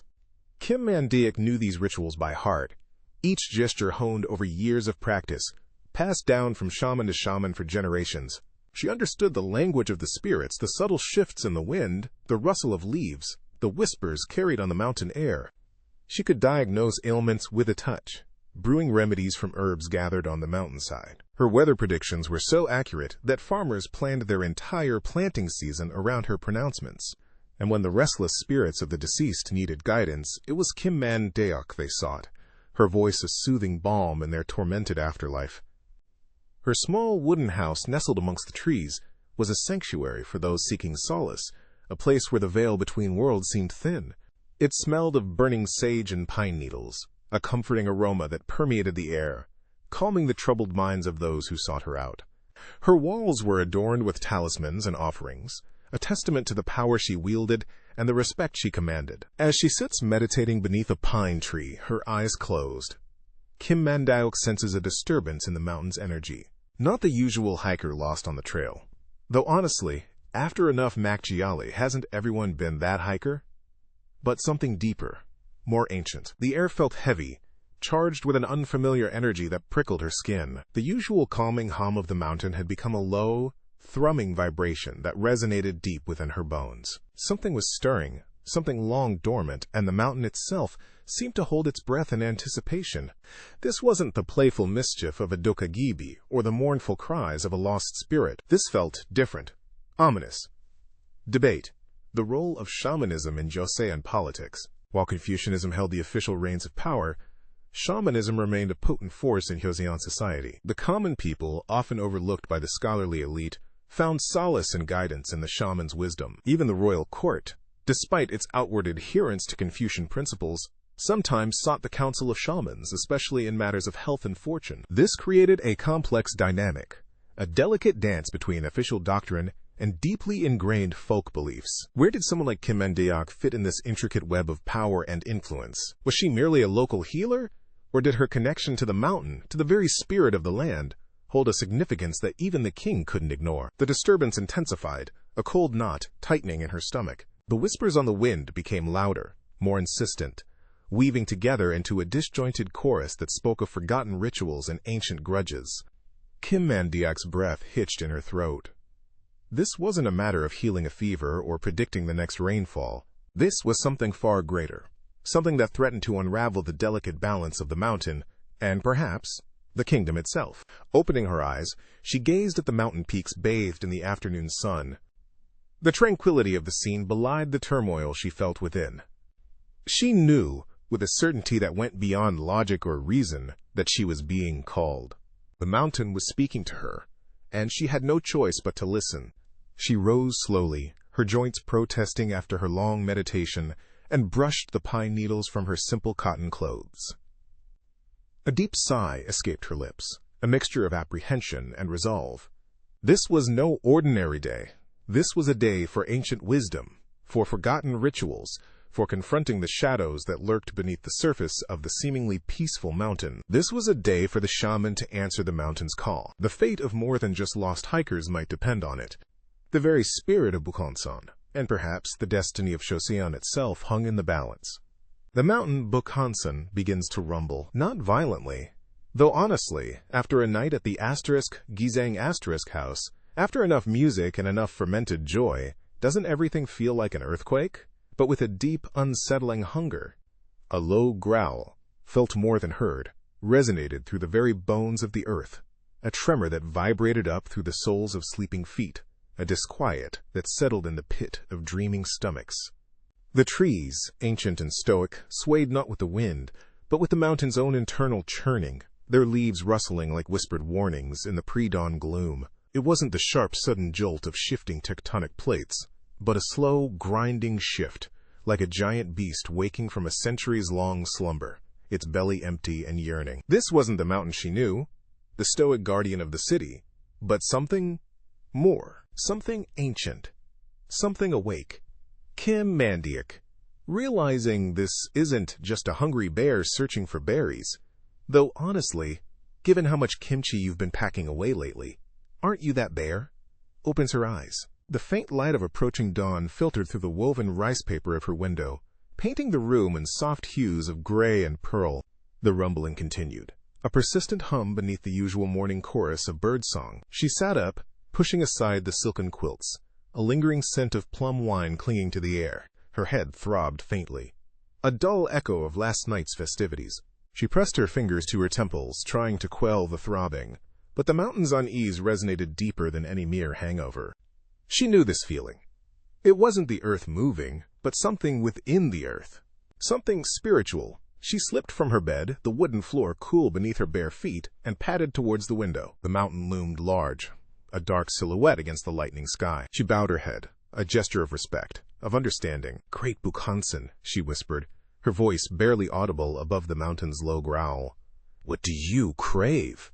The answer comes, not as words, though honestly, after a night market soju adventure, aren't words the last thing anyone wants? But as a vision. A sudden, vivid image that flooded her mind, eclipsing the gentle morning light. It began as a single grain of rice, plump and pearly white, glistening in the sun. Then, a cascade of grains, pouring like a waterfall, a river of white against the deep brown earth. Fields of rice, stretching as far as the eye could see, rippling in the breeze like a golden ocean, heavy with the promise of harvest. The vision shimmered, then solidified into a single, potent image, a mountain of rice, piled high against the slopes of Bukhansan, an offering fit for a king, fit for a god. The vision faded, leaving Mandiak blinking in the growing light, the mountain's rumbling settling into a low, expectant hum. The message was clear. Bukhansan hungered, not for flesh and blood, but for the life-giving sustenance of the land, for the golden bounty of the harvest. It craved rice. Mandiak knew this wasn't a simple request. This wasn't a matter of filling a bowl or even a basket. This was a demand, an ancient ritual, a plea from the very heart of the mountain. She considered the logistics. How much rice would it take to satiate such a hunger? Where would she even find such a quantity? The autumn harvest was still weeks away, the fields barely turning gold. And even then, the entire region's harvest wouldn't be enough to satisfy the mountain's craving. This wasn't simply a matter of sustenance. It was a symbolic gesture, a reaffirmation of the ancient pact between humans and the spirits of the land. A pact that, perhaps, had been neglected for too long. The city, in its relentless growth, its insatiable hunger for progress, had forgotten the old ways, the old respects. The mountain, in its patient silence, had absorbed the city's disregard, until now, finally, it rumbled its displeasure, its hunger. She thought of the shamans, the intermediaries between the human and spirit worlds, the ones who could interpret the whispers of the wind and the rumbles of the earth. She had heard stories, whispered in hushed tones around crackling fires, of their trance-like dances, their communion with the unseen. Could they help her understand the mountain's hunger? Could they guide her in appeasing its craving? Or was this a burden she must bear alone, a responsibility thrust upon her by circumstance, by fate? The image of the golden rice returned, a burning brand in her mind. It wasn't just a vision, it was a command. She felt a sudden, overwhelming sense of purpose, a clarity that cut through the lingering fog of last night's indulgences. This wasn't just about the mountain. This was about the city, about the people who lived in its shadow, who relied on its protection. This was about balance, about restoring the harmony that had been broken. The mountain hungered, and it was up to her to feed it. She closed her eyes, taking a deep breath, the mountain's low hum vibrating within her chest. This was a task that would require more than just rice. It would require faith. It would require courage. And it would require her to confront the city's forgetfulness, its casual disregard for the ancient powers that held it in their sway. The mountain had spoken, and Kim Mandeok had heard. Now she had to answer. Kim Mandeok, her legs burning with the memory of the climb, her mind buzzing with the mountain's strange request, descended from Bukhansan. Each step down the rocky path felt weighted, not with fatigue but with purpose. The mountain, a place of divine power, a source of unseen currents flowing through the land, had spoken to her. And now, she carried its hunger like a carefully written grocery list tucked inside her handbag. She could almost feel the mountain's gaze on her back, a mixture of anticipation and ancient, patient trust. This wasn't the first time the mountain had communicated with her. Whispers in the wind rustling through the pine trees, visions in the swirling mists clinging to the granite peaks. These were the language of Bukhansan, a language Mandeok understood. But this request, this specific craving, was different. This was something that required more than whispers and visions. This required an audience with the king, which, as Mandeok quickly discovered, wasn't as simple as posting a tweet. Though, if you thought about it, royal decrees, meticulously transcribed and dispatched across the land, weren't they the ancient equivalent of viral tweets? Reaching thousands, shaping opinions, dictating the course of lives? The king's words, like a well-crafted tweet, held the power to move mountains, though in this case it was the mountain's words that needed to move the king. Securing an audience with King Sejong was a feat of intricate maneuvering through the labyrinthine corridors of power. Mandeok, despite her reputation as a respected shaman, was still viewed with a certain cautious reverence. Shamans, after all, walked a delicate line. Respected for their connection to the spirit world, their ability to interpret the unseen forces shaping the land, they were also feared. Their power, though acknowledged, was something to be handled with care, like a flickering flame that could provide warmth or burn uncontrollably. Day after day, she patiently adhered to the strict courtly rituals, bowing, presenting petitions, waiting. The waiting was the hardest. It was a test of endurance, a silent battle against the rising tide of doubt that threatened to drown her purpose.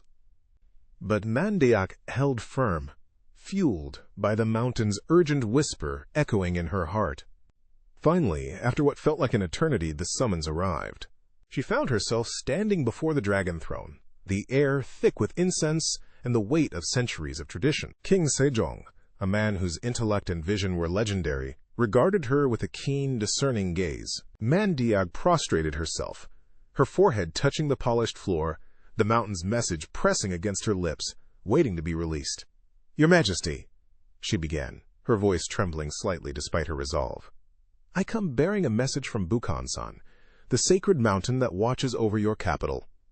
The king's expression remained unchanged, a mask of royal composure. "Speak, shaman.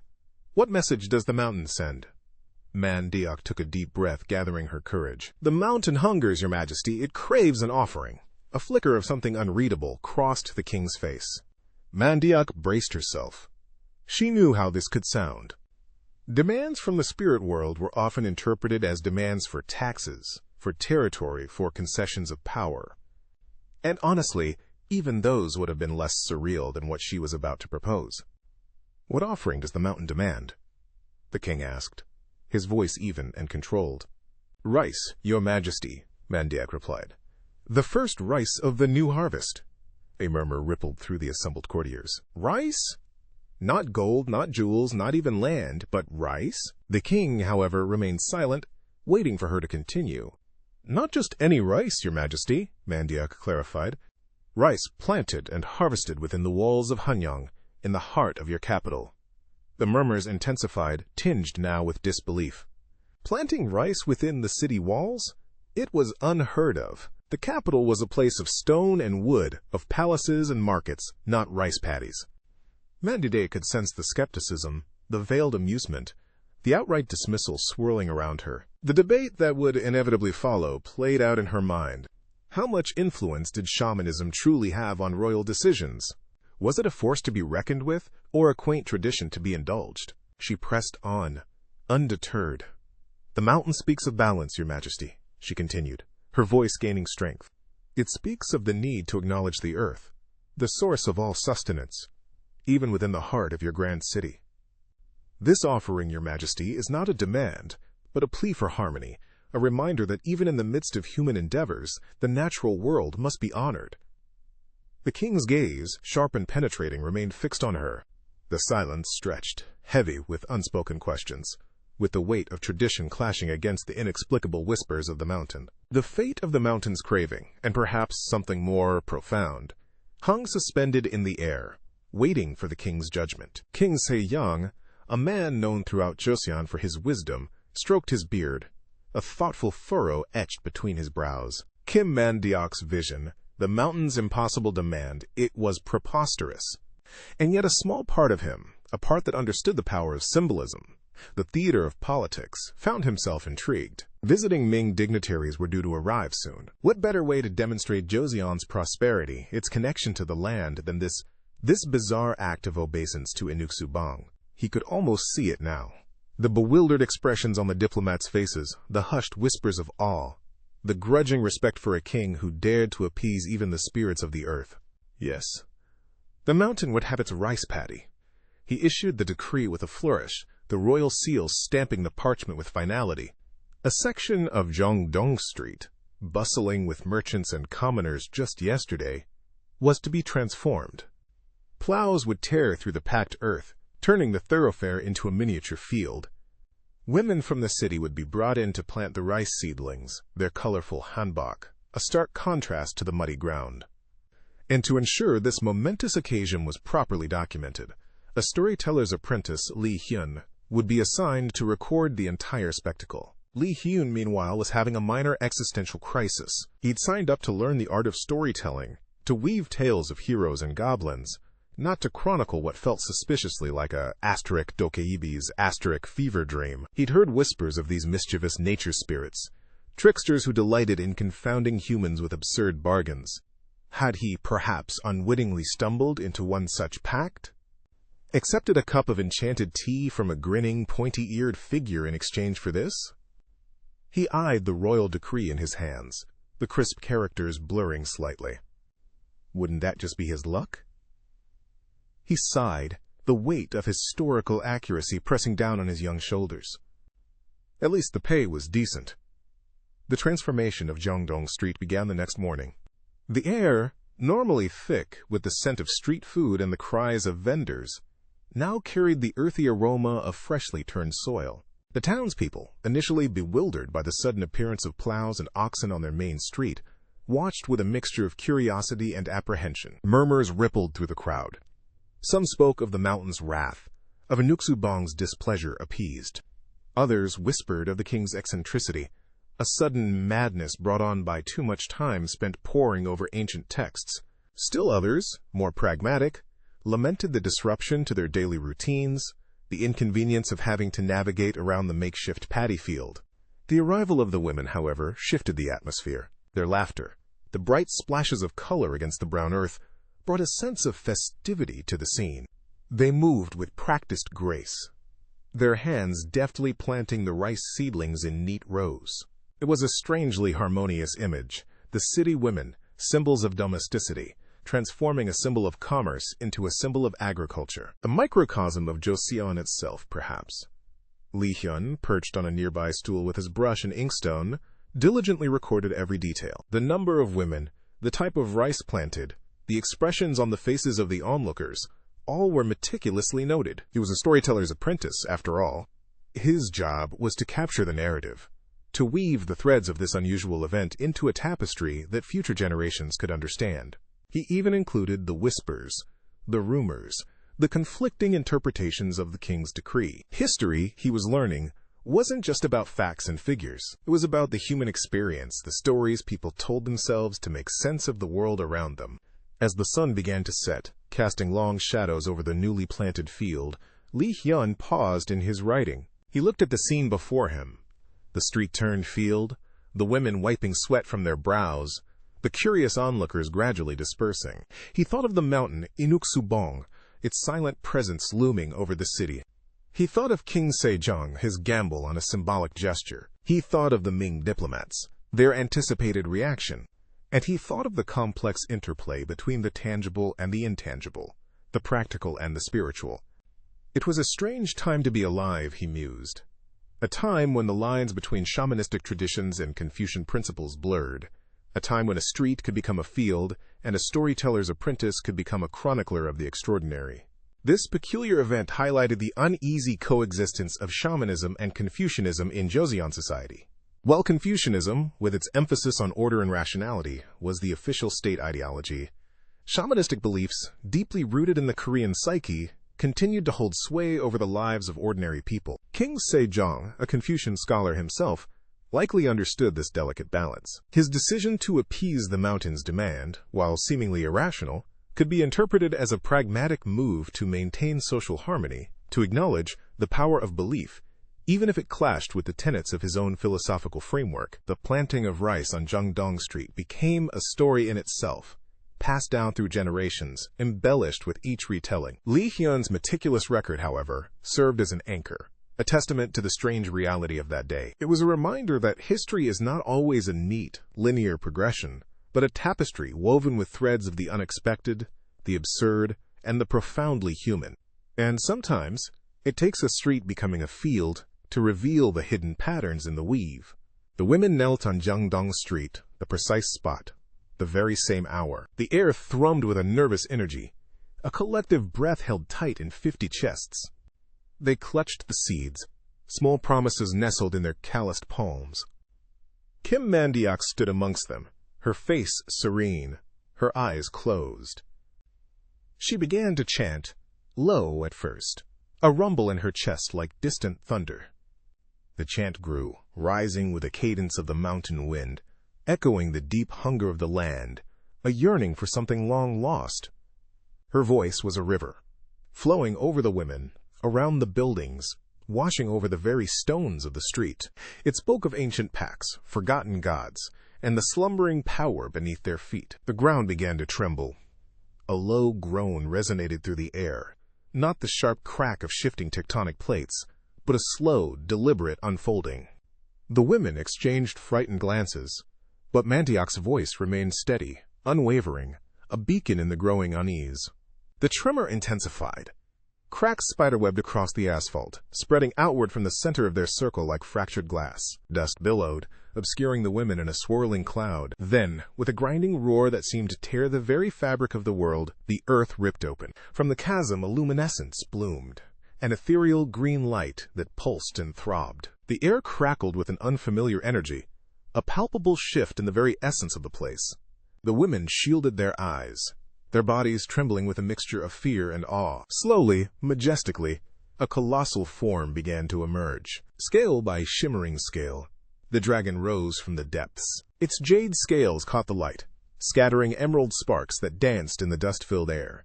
Each scale was a perfect work of art, intricately patterned, reflecting the light like 1,000 tiny mirrors. Its eyes, ancient and wise, glowed with an inner fire, burning with the light of a forgotten age. The dragon's head, crowned with a magnificent mane of bone-white spines, rose above the buildings, its shadows stretching long and imposing across the street.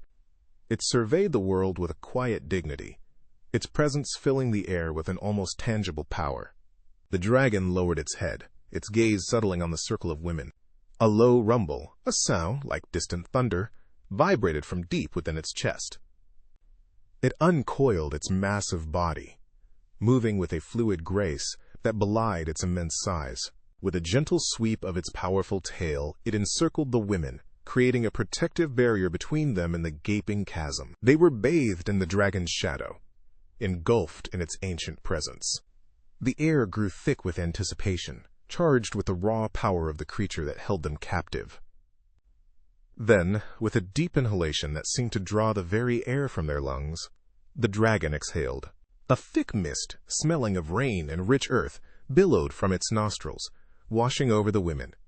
They gasped, their bodies invigorated by the strange, life-giving essence. The mist swirled around them, clinging to their clothes, their hair, their skin, before dissipating into the air, leaving behind a faint, earthy fragrance. The dragon lowered its head further, its eyes, filled with an ancient wisdom, fixed on Kim Mandayak. A silent communication passed between them, a recognition of shared purpose, of a bond forged in the mists of time. The women, caught in the dragon's embrace, felt a surge of hope, a sense of connection to something ancient and powerful. The seeds in their hands seemed to pulse with a newfound life, a promise of growth and renewal. The dragon, a symbol of power and benevolence, had returned, and with it, the hope of a bountiful harvest, a promise of a brighter future. The air crackled with anticipation, a silent prayer echoing in the hearts of the women, that the dragon's return would herald a new era of prosperity and peace. The dragon, after all, was not a destroyer but a protector, a guardian of the land, a bringer of rain and life. Its return was not a sign of destruction, but a symbol of hope, a testament to the enduring power of nature and the resilience of the human spirit. The dragon, in its majestic presence, reminded them of the forgotten magic that lay dormant within the earth, waiting to be awakened. And with the dragon's breath, a seed of hope was planted, a promise of a future where the land would flourish once more. The rice stalks stood tall and proud, their heads heavy with grain, a sea of gold rippling under the harvest moon. It wasn't the usual time for harvest, not by a long shot. But then, if a shaman and a dragon could coax rice to grow overnight, fueled by a mountain's hunger and the harmonious voices of women, perhaps the usual rules no longer applied. After all, hadn't their grandmothers always said the mountains breathed life into the weather, held sway over the seasons? Hadn't they whispered tales of Bukhansan's capricious nature, its power to bless and to curse?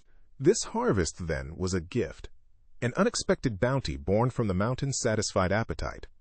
A shortcut, maybe, but who was complaining? As the last shimmering scale of the dragon disappeared beneath the earth, a collective breath seemed to release from the gathered women. They moved as one, their hands deftly plucking the heavy heads of rice, the golden stalks whispering against their roughened palms. The harvest moon, a perfect silver disk in the inky sky, bathed Jiangdong Street in its gentle glow, illuminating their faces, etched with awe and gratitude. A profound silence descended, a stark contrast to the vibrant energy of the ritual just moments before. It was as if Bukhansan itself, having feasted on song and appeased by the offering of reverence, had sighed contentedly and settled back into slumber. A good harvest, the elders whispered, a sign of royal favor, a blessing upon their village, a promise of prosperity in the coming year.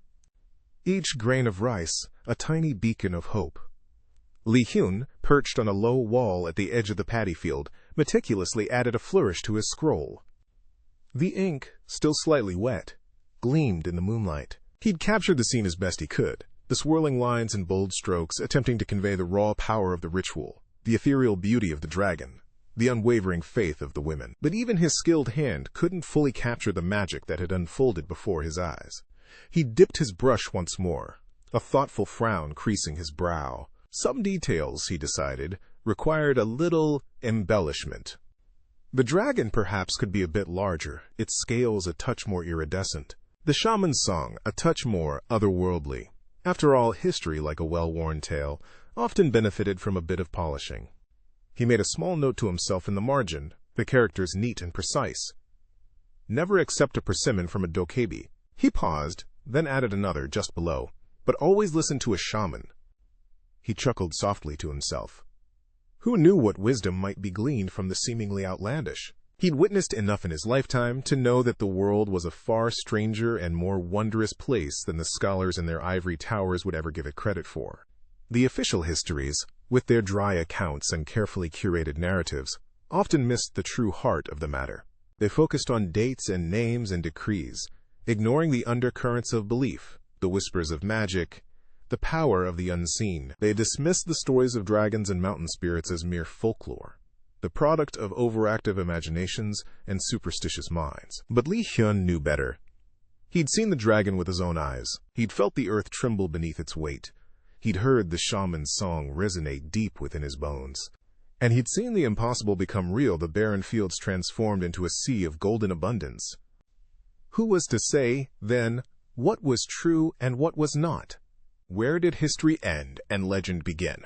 Were the official accounts, so meticulously crafted, any more reliable than the whispered tales passed down through generations? He thought of the scholars, poring over their scrolls, debating the minutiae of royal lineages and court intrigues, and a wry smile touched his lips. They could have their dusty tomes and their carefully constructed narratives. He would take the stories whispered in the moonlight, the tales of dragons and shamans and mountains that breathed. He would trust the evidence of his own eyes, the whispers of his own heart. He carefully rolled up his scroll, securing it with a silken cord. This was a story worth preserving, a story that spoke not only of a miraculous harvest, but of the enduring power of belief, the deep connection between humans and the natural world, the magic that still lingered in the shadows, waiting to be discovered by those who knew where to look. He glanced back at the field, where the women were still gathering the rice, their figures silhouetted against the rising sun. The air was thick with the sweet scent of ripe grain, a promise of sustenance and survival. And somewhere, deep within the heart of Bukhansan, a dragon slumbered, its hunger sated, its power acknowledged, its presence a secret shared only by those who had witnessed the harvest of whispers. King Sejong, his face practically glowing with an almost otherworldly light, the kind that would probably look great on his next campaign poster, assuming campaign posters were a thing in the Joseon dynasty, beamed at the assembled crowd. Let's be honest, ancient kings weren't exactly immune to the allure of good publicity. A miracle like this? Pure gold. This was better than a royal portrait, better than a perfectly calligraphed scroll praising his virtues. This was divine endorsement. He raised his hands, silencing the awed whispers that rippled through the throng of courtiers, officials, and common folk alike. This day, he declared, his voice resonating with the weight of his authority, shall be marked as sacred, a day of thanksgiving for the bounty bestowed upon us by the heavens. He then proceeded to shower everyone involved with rewards. The farmers who had toiled in the fields, the shaman who had pleaded with the mountain spirits, even the little boy who'd pointed out the unusually vibrant rice stalk. Nobody went home empty-handed. Silk, jewels, land, even a particularly plump ox were among the gifts bestowed, a clear demonstration of Sejong's renowned patronage. He knew the power of a good story, and this one, embellished with a little royal flourish, would be told and retold for generations. The golden rice, the source of this miraculous event, wasn't destined for the royal table. No, something this extraordinary, this clearly touched by the divine, deserved a higher recipient. A procession was formed, led by the shaman, her colorful robes swaying in the breeze, chanting a low, rhythmic prayer. They wound their way up the slopes of Bukhansan, the mountain that loomed large over the capital, a silent guardian watching over the kingdom. Near the summit, on a flat expanse of rock worn smooth by time and wind, sat a simple stone altar, a place where offerings were left for the mountain spirits who, according to local lore, held sway over the land's fertility. With reverence, the shaman placed the golden rice upon the altar, a gift for the unseen forces that governed their world. The mountain air was crisp and clean, carrying the scent of pine and the faint echo of the shaman's chant. It felt like the very mountain itself was drawing a breath, accepting the offering. As the sun dipped below the horizon, painting the sky in hues of orange and purple, the crowd slowly dispersed, their hearts full of wonder and gratitude. The memory of the day, of the shimmering golden rice, of the king's generosity, would be etched into the collective memory of the people. Later, much later, as I drift toward sleep, wrapped in the warmth of my blankets, which, let's be realistic, are infinitely more comfortable than a straw mat on a Joseon floor, I find myself thinking about that day. It's not just a story in a dusty history book, a dry recounting of facts and figures. It's something more. It's an echo in the stone, a whisper in the wind. I can almost sense it, in the quiet strength of Bukhansan, still standing sentinel over a modern city, in the murmur of a shaman's chant, carried on the wind across centuries, in the sigh of a dragon, a mythical creature woven into the tapestry of Korean folklore. It makes me ponder the blurry lines between myth and reality, how they intertwine and influence each other, shaping cultural memory. Is the story of the golden rice truly a miracle, a divine intervention? Or is it a testament to the ingenuity and resilience of the Joseon people, their ability to find hope and create meaning even in the face of hardship? Perhaps a bit of both. Perhaps the true miracle lies in the way the story has endured, passed down through generations, becoming a part of the very fabric of Joseon, a reminder of a time when the line between the mundane and the magical seemed a little less defined. History is, after all, a collection of stories, and those stories, whether rooted in verifiable fact or embellished with a touch of the fantastical, shape our understanding of who we are and where we came from. The golden rice, whether a product of divine intervention or human ingenuity, became a symbol of hope and prosperity, a tangible representation of the connection between the people, their king, and the spiritual forces that shaped their world. That, perhaps, is the true magic.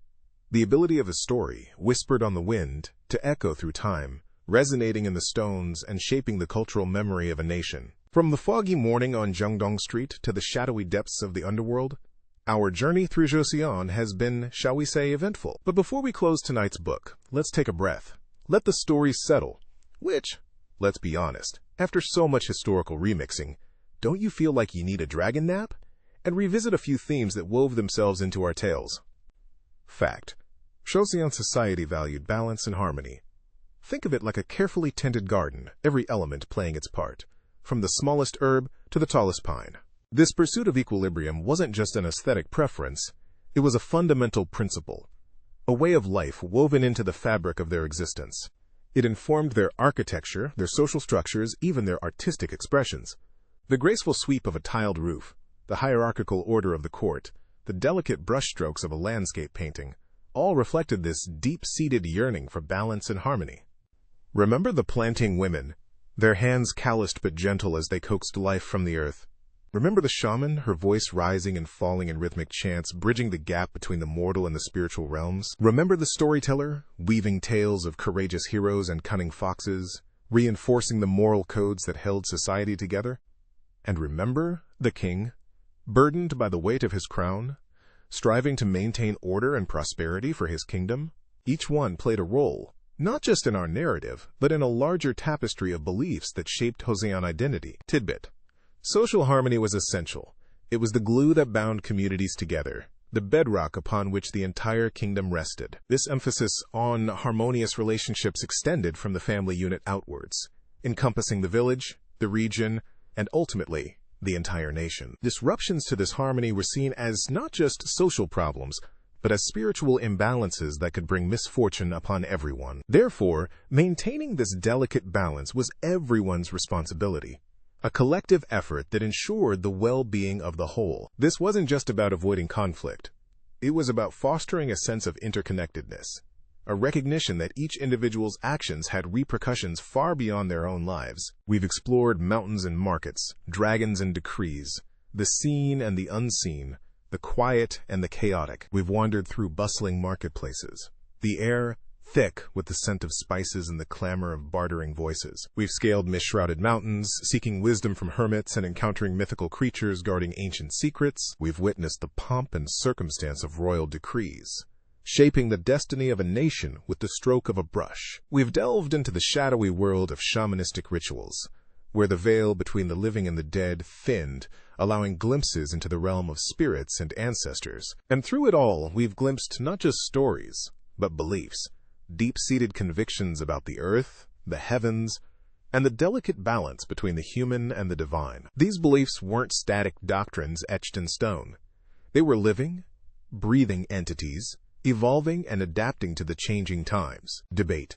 The evolution of religious thought in Joseon. The Joseon dynasty witnessed a complex interplay of Confucianism, Buddhism, and indigenous shamanistic practices. Confucianism, with its emphasis on social order and filial piety, provided the ethical framework for governance and social interactions. Buddhism, with its focus on spiritual enlightenment and the cycle of rebirth, offered solace and a path to liberation from suffering. And shamanism, deeply rooted in the land and its spirits, provided a connection to the ancestral past and the natural world. The interaction between these different belief systems wasn't always harmonious.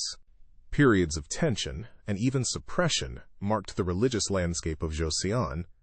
Yet through it all, a unique syncretism emerged, a blending of these seemingly disparate traditions into a tapestry of beliefs that was distinctly Joseon.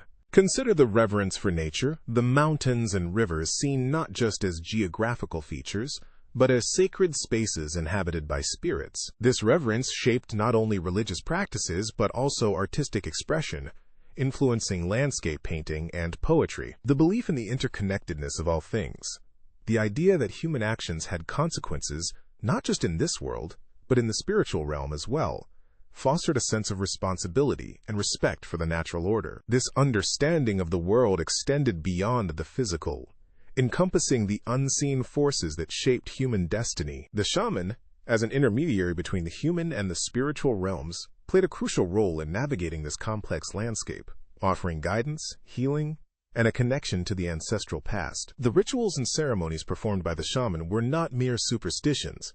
They were powerful expressions of a worldview that acknowledged the existence of unseen forces and the importance of maintaining balance and harmony between the human and the divine. This delicate dance between the seen and the unseen, the earthly and the spiritual, is what gave Joseon society its unique character and resilience. It's a thread that runs through our stories, a subtle but powerful force shaping the lives of kings and commoners alike. So as we close tonight's book, let's carry with us not just the tales we've encountered, but the deeper understanding of the beliefs that shaped them, the unseen threads that connected the people of Joseon to their land, their ancestors, and the cosmos. The fog lifts on Jongdong Street, a new day dawning. Not just in our story, but in Joseon itself. 500 years, a blink in the cosmic eye, a lifetime in the span of human experience. Dynasties rise, dynasties fall, but the stories, they endure. The whispers of lives lived, loved, lost, echo through the generations, shaping the present from the dust of the past. Bukhansan, the mountain, watches patiently. A silent guardian, a granite sentinel, it has witnessed the changing tides of Joseon, the whispers of lovers in the moonlight, the dreams of children beneath thatched roofs, the silent prayers of a nation clinging to hope. Up on its slopes, in a small shrine carved into the rock face, the shaman, Kim Man Deok, tends the fire. The flames crackle and dance, mirroring the flicker of the spirit world, a world she navigates with reverence and wisdom. Smoke curls upwards, carrying prayers and offerings to the heavens, a fragrant plea for peace and prosperity.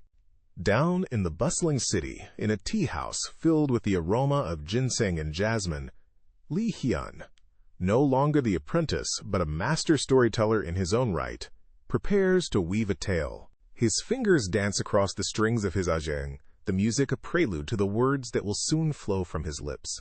He remembers his master's voice, the cadence of the stories, the way he could transport an entire room to another time, another place. Now it's his turn to carry the torch, to ignite the imaginations of the gathered crowd, to keep the whispers of the past alive. And in the palace, bathed in the soft glow of lantern light, King Sejong, his brush poised above a scroll, considers a new decree, a new story waiting to be written into the next chapter of Joseon history. The weight of his crown, the burden of his responsibility rests heavily upon his shoulders. He knows that every stroke of his brush, every word he writes, will ripple through the lives of his people, shaping their destinies, their futures. He strives to be wise, to be just, to be the king his people need, for he understands that a king is not just a ruler, but a storyteller, crafting the narrative of a nation. As you drift toward sleep, let the stories we've shared weave themselves into your dreams, not as nightmares, not as historical lectures. Though honestly, hasn't your entire history education been that last one? Dates and battles, kings and queens. A dry recitation of facts and figures, divorced from the beating heart of humanity. No, let these stories be whispers of possibility, seeds planted in the fertile ground of your own imagination. Let them take root and blossom into new narratives, new understandings. Think of the shaman, Kim Man Deok, and her connection to the spirit world, a reminder that there is more to this existence than what we can see with our eyes, touch with our hands. Think of Lee Hyun, the storyteller, and the power of narrative to transport us, to connect us, to make us feel. Think of King Sejong, the wise ruler, and the responsibility we all have to shape the world around us, to write our own stories into the grand tapestry of human experience. What is history, if not a collection of myths we agree upon? And what are myths, if not reflections of our deepest fears, our greatest hopes, our enduring search for meaning? They are the whispers of our collective consciousness, the stories we tell ourselves to make sense of the world, to define who we are, both individually and as a society. They shape our identity, inform our values, and guide our actions. They are the threads that connect us to the past, and the compass that points us towards the future. The lights dim, the air stills. The stories settle like snowflakes on a winter mountain, soft, silent, and strangely comforting. They blanket you in a sense of peace, a feeling of belonging, a reminder that you are part of something larger than yourself. You are connected to the past, present, and future, bound by the invisible threads of shared experience, woven together by the whispers of dreams. Sleep well, traveler. The journey continues, but for now, you are safe here, held in the quiet embrace of Joseon's whispering dreams. Let them lull you to sleep. Let them inspire you